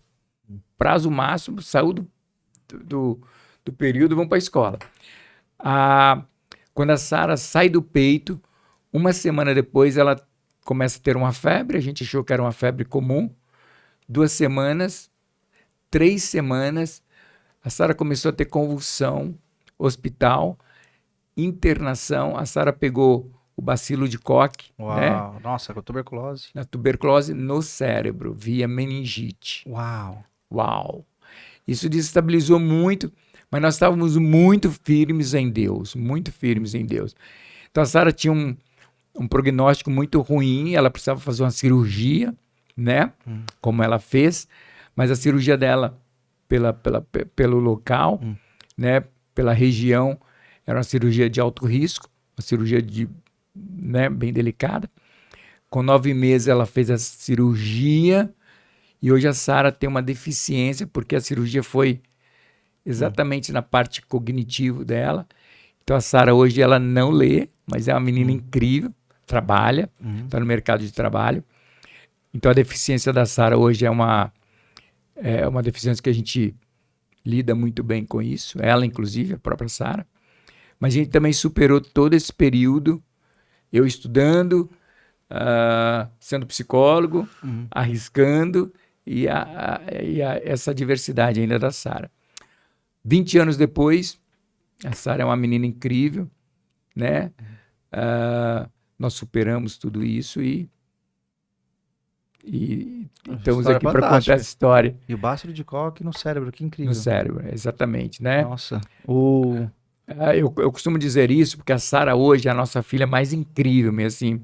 Porque a gente não pegou a deficiência da Sara e colocou ela num lugar menor, né? A Sara tem um crachá do Pão, ela trabalha no Pão de Açúcar. Ela tem um crachá e ela passou por uma avaliação agora há 2 meses, e uma avaliação maravilhosa dela, da competência. A Sara é uma menina muito competente, assim, parece muito comigo, muito determinada, muito arrisca, não tem medo, né? Decidida. Então a gente não fez da deficiência dela uma coisa limitadora, muito pelo contrário. A gente levou ela no máximo do limite dela, exatamente. Ela tá no PER, o máximo. Tá no PER, exatamente. Tá no PER, que a gente falou no Ela é começo. maravilhosa, lida muito bem com tecnologia, então se vira muito bem com a tecnologia, né? E outra, assim, você tinha tanta fé na psicologia que você disse que montou o consultório antes mesmo de terminar o curso. Quando eu estava terminando lá, né, como coordenador de informática, eu já estava no final. Isso é muito legal, Miron. Eu olho para a minha história hoje e falo, cara, como que eu fiz isso? Durante a minha formação, pelo know-how da igreja, por atender pessoas na igreja, eu lembro que toda terça-feira eu saía do meu trabalho às 22h30, tá? Trabalhava ali na Universidade de São Marcos, na Nazaré. O que eu fazia? Eu atendia uma pessoa no extra, que era 24 horas. Sabe aquele extra da Ricardo Jafé? Eu atendia uma pessoa lá toda terça-feira. Então, eu saí de lá. Então, ao longo da minha formação, eu fui tendo várias pessoas que eu ia atendendo, aprendendo, já em processo mesmo de aprendizagem. Você mesmo. fazia o seu próprio estágio. Eu fazia. Eu estudava e eu aplicava o estudo. Eu estudava e aplicava o estudo. Naquele limite, né? Quando eu me formei, parte dessas pessoas eu comecei a atender, com o agravante de eu não poder cobrar nada deles, né? Você só pode fazer isso depois do CRP, depois da carteirinha. Tem algumas pessoas que eu atendo até hoje, dessas pessoas, né? Até hoje eu atendo. Até hoje eu mantenho mentoria. Então eu fui aprendendo ao longo da minha formação com essas pessoas. E foram as pessoas... Aí assim que eu me formei, peguei a carteirinha do CRP, já abri um consultório. Quantos clientes eu tinha? Nenhum, 0. E aí eu lembro que eu fui o único aluno da minha turma, de toda a minha turma, que levei os 2 pacientes que eu atendi ao longo da formação. Só que dentro do contrato que a gente faz, a gente não pode cobrar. Então eu passei 1 ano atendendo eles, continuando atendendo, sem poder cobrar. E sem nenhum paciente, mas eu já tinha um consultório, né? Então, esse consultório, eu me lembro que eu ia de manhã atendi uma pessoa, e à tarde atendi outra pessoa, e à noite atendi... Só que eu ficava lá. Enquanto eu não tinha paciente, eu ficava estudando, né? E essa foi a minha formação. E como você fez a divulgação para conseguir mais paciente? Boca a boca? A divulgação, na verdade, nossa, o CRP nosso, ele tem uma conduta de que você não pode fazer divulgar, propaganda. Nós fazer não propaganda. podemos, É né? igual advogado. Exatamente. Você não pode É fazer antiético. Então, nós não podemos fazer propaganda. Quem faz a nossa propaganda é a boca a boca. É o nosso cliente, é o próprio paciente, né? Hoje eu atendo pessoas fora do Brasil, né? Isso eu acho maravilhoso, porque a pandemia possibilitou isso, né? Então eu atendo pacientes fora do Brasil, todos brasileiros,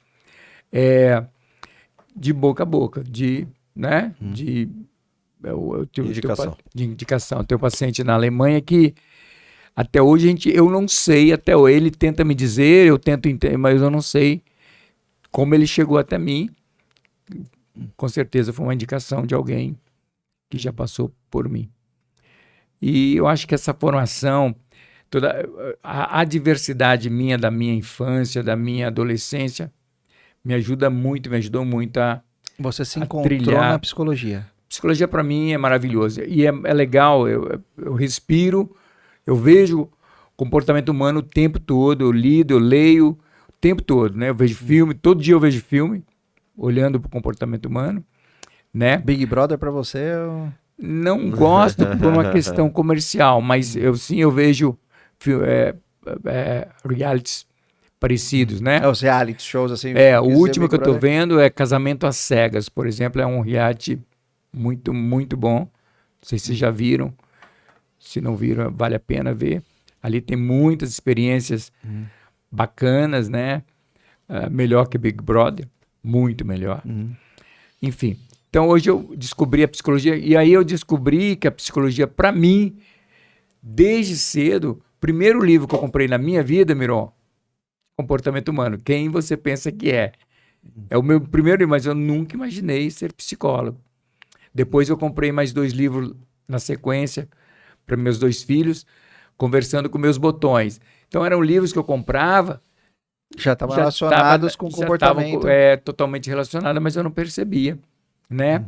E aí, lá com 38 anos, 37, um pouco antes, eu comecei a perceber que as pessoas me procuravam para Hoje você ainda faz pro bono ou não? Não entendi. Hoje ainda você faz pro bono? Tenho, desde sempre. Faço questão disso, porque eu acho necessário, né? Eu acho que tem uma parte minha social que é muito necessário. Porque realmente, né? Eu acho que na parte de psicologia é interessante isso, ter, o pro bono, né? Tem que ter, psicólogo tem isso daí. Eu tenho alguns que eu atendo de forma bem social, bem necessário, bem Aí você importante. se especializou no TCC, hoje, você fez após o TCC quando? Eu fiz 2 anos depois da minha formação, ainda em não 2011. Não era nem divulgado muito o TCC nessa época, né? Como hoje não era, né? Mas eu fiz no melhor lugar, acho, da terapia cognitivo comportamental, que é na Unifesp, né? E aí eu fiz direcionado a drogas, álcool e outras drogas. Então, realmente é uma ferramenta muito útil, muito boa. Hoje as pessoas buscam resultados muito rápidos, né? E a terapia cognitivo-comportamental traz esses resultados rápidos. E hoje você trabalha com família? Hoje eu sou especialista em família e casal. O maior público meu, que é o que eu gosto, inclusive. Eu atendo, quanto mais pessoas eu atender, melhor, né? Ontem eu estava atendendo uma mãe com o filho dela, e o filho, família toda. O problema é o menino, né? O paciente identificado. Mas quanto mais pessoas, quanto mais vozes eu ouvir, maior compreensão eu tenho. Você não atende só a pessoa, você realmente traz a família. Eu trago o sistema, todo o sistema. Isso que eu falo, você é o do psicólogo que traz. Eu atendo também o indivíduo, tá? Mas quando eu atendo o indivíduo, eu também escuto a família. Eu também tenho a leitura geral de todo. Você toma cuidado do problema não vir para você? Como você trata essa... Miron, isso é muito legal, cara. Lembra que eu falei que eu era meio... Eu não percebia, né, as coisas. Eu não misturo. Eu não misturo. Eu tenho a capacidade de não me envolver com o meu paciente. Para mim, o problema dele é dele, o meu é meu. Eu tenho um único caso, 2 casos, especialmente de uma menina, em que a história dela atravessou muito a minha história. Então, mas eu tomo muito cuidado disso acontecer. Mas tem casos que o psicólogo faz terapia? Como é que é? Eu acho que tem muita gente que tem essa curiosidade. O psicólogo deveria fazer, todo psicólogo deveria fazer, eu faço, né? É uma análise constante. Eu falei que com 50 anos, no meu processo terapêutico, tinha 50 anos, quando eu estava contando uma parte da minha história, eu percebi que o meu curso, eu construí ele, quando eu construí o curso, aquela mesma decisão de eu não parar, era a mesma decisão daquele menino de ir até o final. E eu fui até o final. Aí a minha pergunta é, quem me ensinou a fazer aquilo? Ninguém. Né? No caso do psicólogo assim, né? No psicólogo assim. Como lidar com situação do tipo o paciente, né?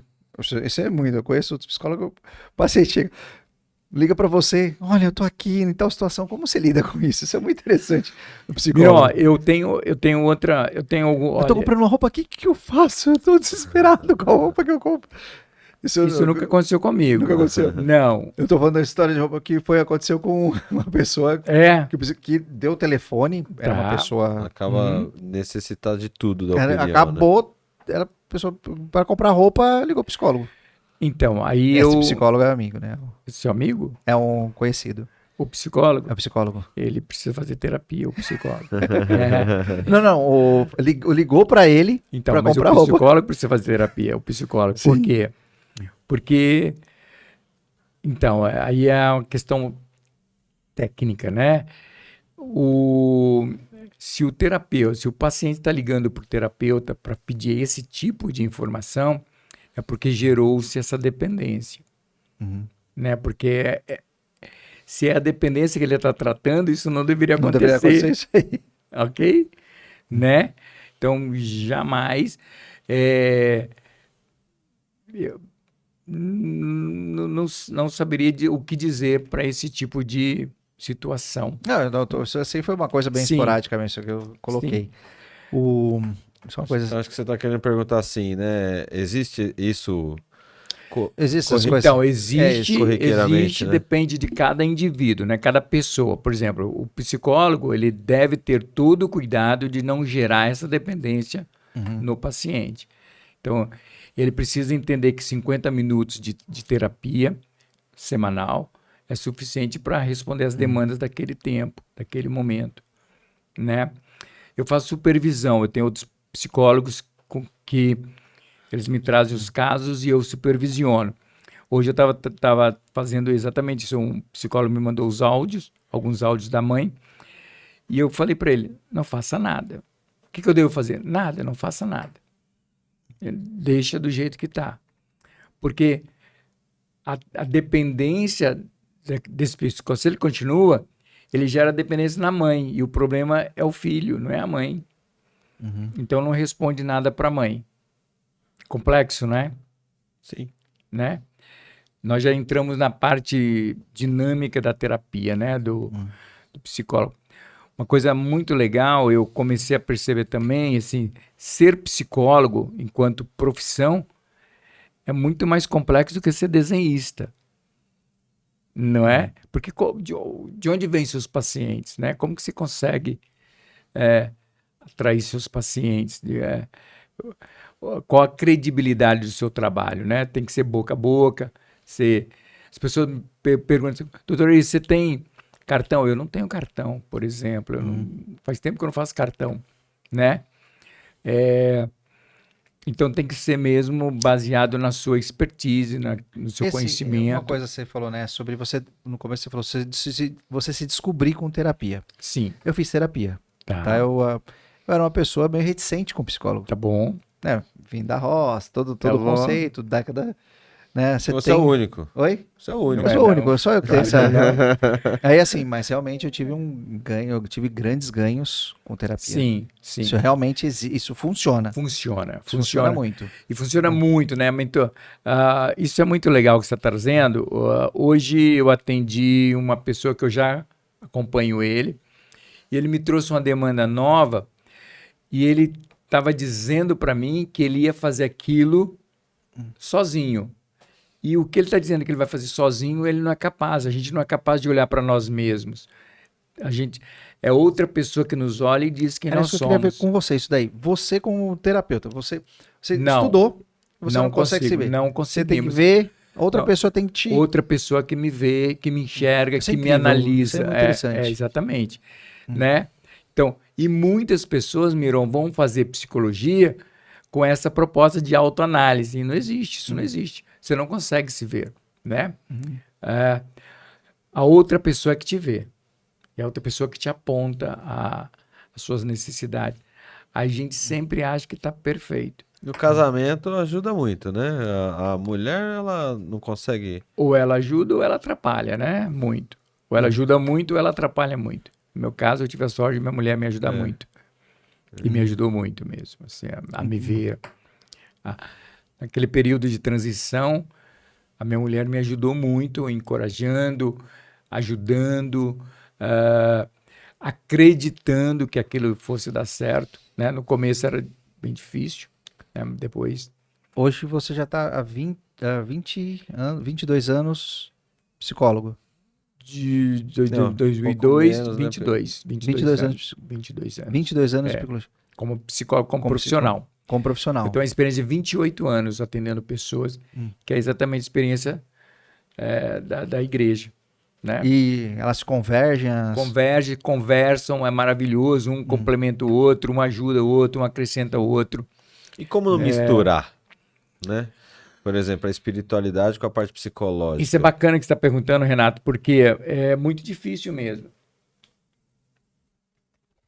Inclusive o público que eu atendo, parte do público que eu atendo é um público cristão que mistura muito uma alma com espírito, coisas de Deus, coisas naturais, e então você tem que ter uma expertise mesmo É de demônio. separar. É demônio. Exatamente. E não é, né? Então aí a expertise tem que estar no profissional. Dele não misturar, porque parte dele, e dele também ter clarezas técnicas, né? De técnicas claras, né? Resultados. Eu costumo dizer, e falo isso mesmo, a minha terapia, ela tem que ter resultado. Né? Como profissional, a pessoa que me procura, ela vai ver resultados. Que legal isso. Isso é muito bacana também. E Outra coisa sensacional. Que o psicólogo, às vezes, ele só vê, só... Não, e eu já propus a alguns pacientes meus a encerrar processo terapêutico porque a pessoa não vê resultado. Então, eu falo, não perca tempo comigo, né? Eu acho que você está aqui para querer mudar. Isso parece que é uma coisa curiosa, assim, né? Não sei se é real, porque você conversa com pessoas que fazem terapia, ela parece que não dá certo com um psicólogo e com outro ela dá certo. É muito interessante, se eu tenho um paciente maravilhoso, assim, ele Como a primeira isso, vez né? que ele foi, então, porque depende muito do profissional, né? Eu vou falar assim, eu tive, né, quando fiz terapia, cara, teve um que não acertou, e parecia que aplicava a mesma coisa, mas não dava certo. E essa outra, putz, por que melhorou assim? Eu acho que é a expertise, eu acho que é a expertise do profissional. Aí eu acho que a gente entra mesmo no campo profissional de cada um individual. Eu olho para mim hoje, eu não tenho dúvida de dizer que eu nasci para ser psicólogo, né? Porque eu sou apaixonado por isso, acredito demais na psicologia, acredito demais na ciência, né? Acredito demais em Deus, mas são coisas completamente separadas, diferentes. Caminhos diferentes, inclusive. Outra coisa legal também que a gente vê no podcast, as pessoas amam o que fazem, né? Sim. E é extremamente necessário. Que coisa bacana. O sábado, quando eu trabalho no sábado, eu gosto de trabalhar no sábado. Era isso que eu ia perguntar. A rotina do psicólogo, ela é uma rotina um pouco mais carregada. Você tem que atender pessoas fora do horário. Você tá naquela terapia, a pessoa, putz, tem que mudar meu horário. Eu tenho uma rotina muito... que eu cumpro ela muito... Segunda, eu trabalho todos os dias no consultório, todos os dias, né? O dia inteiro.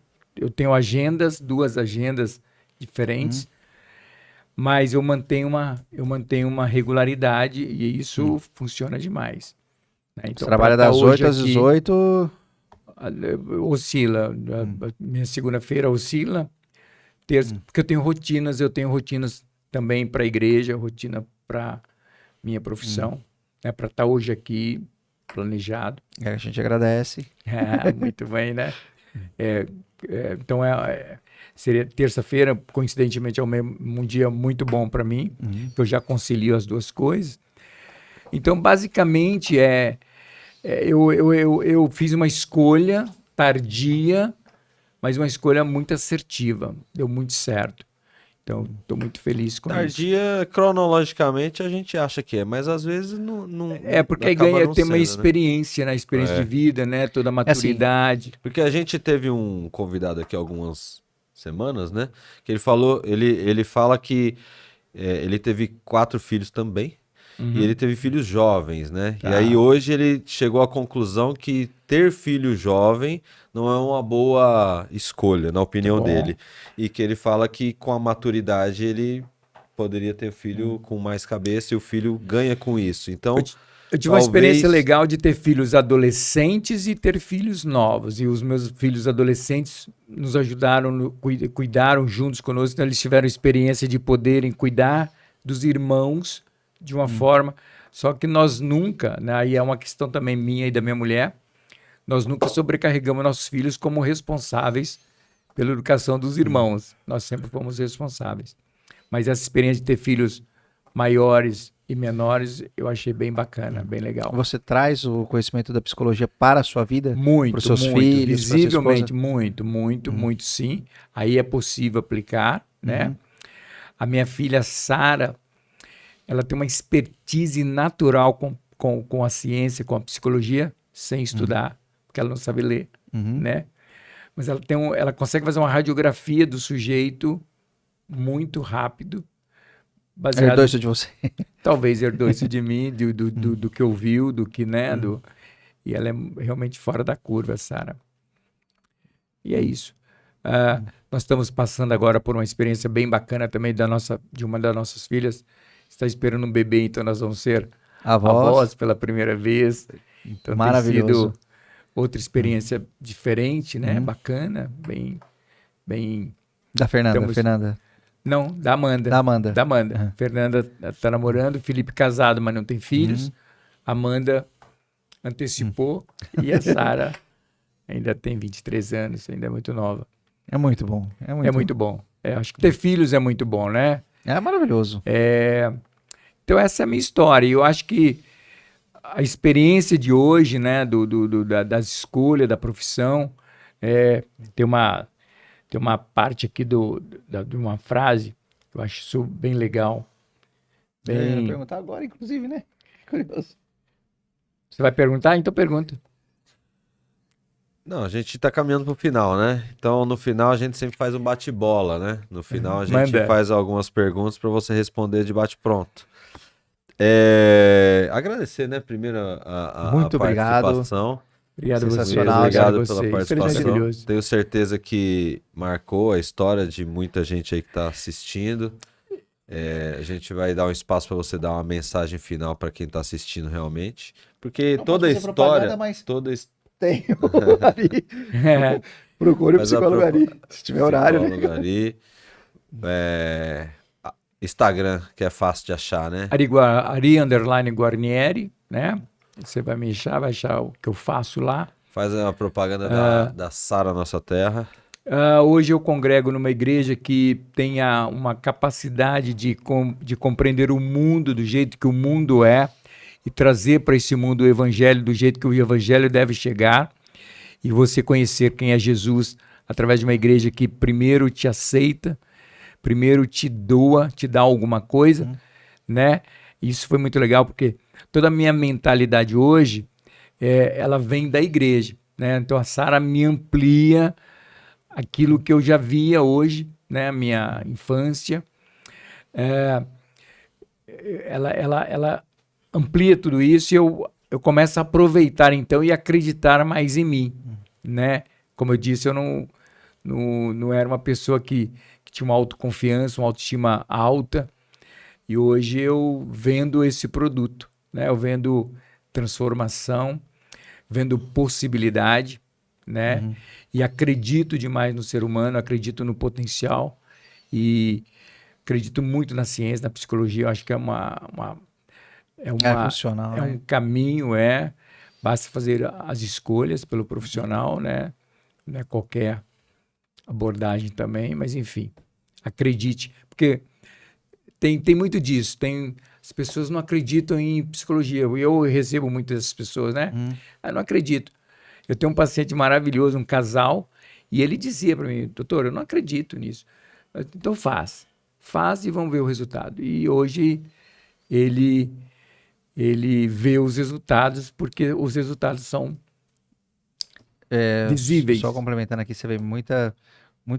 O Abílio Diniz, ele numa palestra dele, ele falando do terapeuta dele, né, do psicólogo dele. Ele era jovem, já fazia terapia, quer dizer, na década de 50, 60. Sim. Ele fazia terapia. E é um homem de sucesso. Então, assim, e muitos homens de sucesso, quando eles falam meu terapeuta, meu psicólogo, ou seja, isso é muito importante para se reconhecer. Você está me dando uma oportunidade de dizer exatamente um conceito que foi construído no Brasil, na história do Brasil, de que terapia é para doidos, né? Para loucuras. E não.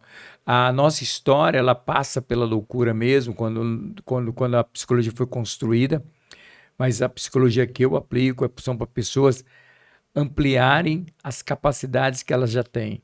Então, nós vamos investigar lugares que talvez ela nunca percebeu, nunca viu, nunca acreditou, e isso vai dar certo. Eu descobri coisas que eu não sabia e eu posso recomendar. Aham. Eu tô melhor hoje, eu vejo coisas que eu não via Sim, em mim. é isso mesmo. Vamos. Exatamente isso. Sara Nossa Terra fica onde?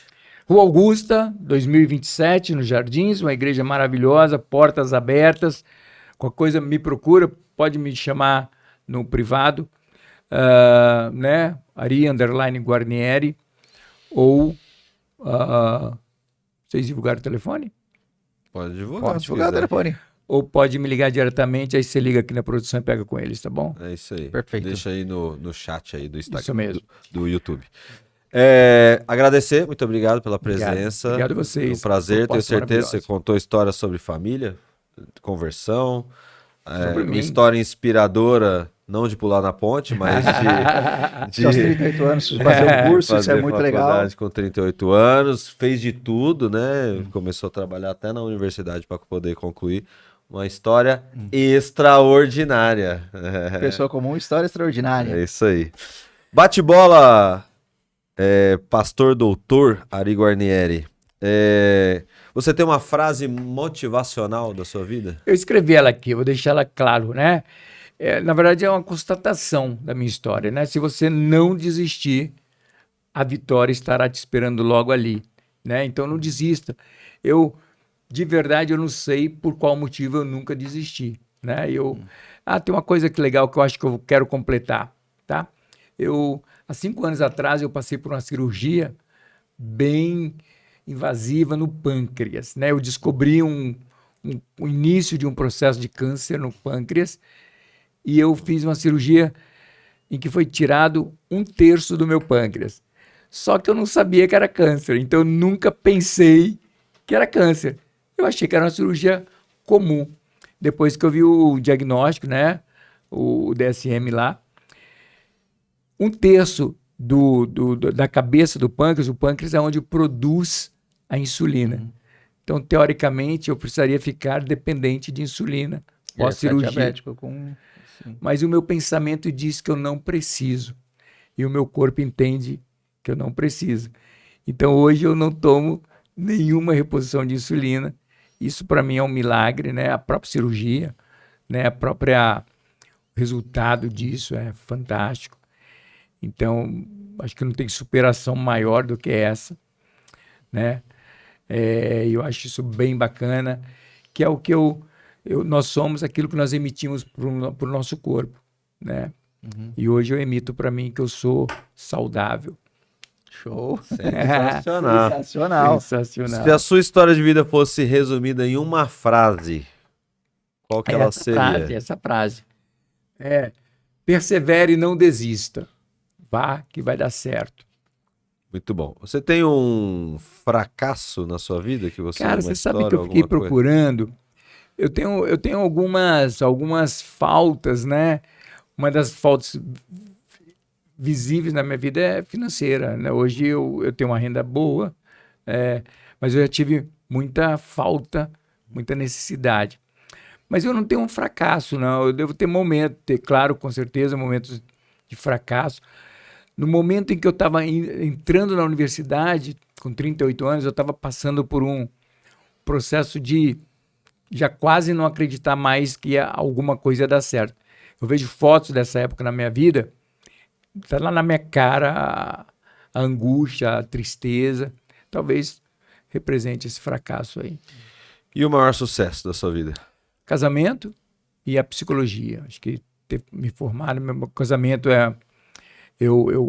hoje eu coordeno um curso para casais, chama Famílias de Sucesso. Então, meu casamento hoje é um sucesso. Esse curso está no Sara? Esse curso está na Sara. Eu coordeno. Então, o pessoal procura. Esse curso é maravilhoso, esse curso vale a pena. É um curso com um valor muito pequeno mesmo, mas com resultados bem significativos. Eu incorporo nele a parte comportamental, né? que é a minha especialidade, e a parte espiritual, que é outra parte maravilhosa. Uma indicação de um livro para ler. Cara, eu vou ler aqui, mas o livro que... Cara, eu tenho que falar disso. Assim, o primeiro livro que eu li na minha vida foi em 1982, né? Você veio para São Paulo. Foi o primeiro livro. Esse livro, hoje eu uso ele na minha lista de livros que eu indico, mas quando eu li ele era para mim, para eu aprender. Os 7 Hábitos das Pessoas Altamente Eficazes. Stephen Covey. Do Stephen Excelente. Covey. Esse autor mudou minha vida. Ali eu ganhei uma direção, né? Excelente. De entender. Hoje eu uso esse livro de forma autoral, conheço ele inteiro, né? Uso ele. Então esse livro é um livro que eu indico, mas um livro bem novo, bem atual. A Liberdade é uma Escolha, um livro de uma psicóloga americana maravilhoso, um livro que eu uso para meus pacientes em terapia, indico eles, né? Uso ele. E a Bíblia, fenomenal, 100 palavras. A Bíblia é um livro sem... Não tem nada no mundo parecido com a Bíblia, nenhum livro. A do Stephen Covey, os 7 hábitos, porque eu consigo reconhecer na Bíblia a ferramenta, tem o último hábito é a espiritualidade. Tem, né? Tá ali, tá bem forte ali. Ele é cristão. Ele é cristão. Um filme. Cara, a liberdade é uma escolha, é o livro, mas na minha vida tudo é liberdade. Um Sonho de Liberdade? Um Sonho de Liberdade. Para mim, esse Morgan filme... Freeman e... Tim Robbins. Isso mesmo. Para mim, aquele filme é estratégico, é inteligente, ele conclui, ele é perseverante, né? Então tem muito do Ari Guarnieri naquele filme, e de passar por dentro do esgoto, mas conseguir a liberdade. Eu acho que isso é... E, cara, para você conquistar alguma coisa, você precisa passar... Coloca o martelinho dentro da Bíblia. Adversos. É o maior MDB, né? Eu coloco o martelinho dentro da Bíblia. Não, o cara é fantástico. As estratégias... Tô dando spoiler. Mas esse filme. Se não vê esse filme, lamento. Você tem que assistir esse filme. A Procura da Felicidade, outro filme que eu indico. Eu uso muito livros, o Renato sabe disso. Eu uso muito filmes de forma terapêutica. Eu pego frames do filme e uso aquilo de forma... terapêutico, acho bem bacana fazer isso. Acho muito legal. Filmes chocam, tem bastante efeito. São histórias. São histórias extraordinárias. Extraordinárias, exatamente. Né? Olha para aquela câmera ali e deixa sua mensagem final para o seu público. Cara, decida e acredite que vai dar certo, tá bom? Consegue, os recursos, eles surgem quando você decide. O como é com Deus. O que fazer, o porquê é com você. O como é com Deus. É isso. É isso. Então, na mesma câmera, você vai olhar lá e vai falar assim: eu sou o Ari Guarnieri, respeita a minha história. Eu sou o Ari Guarnieri, respeite a minha história.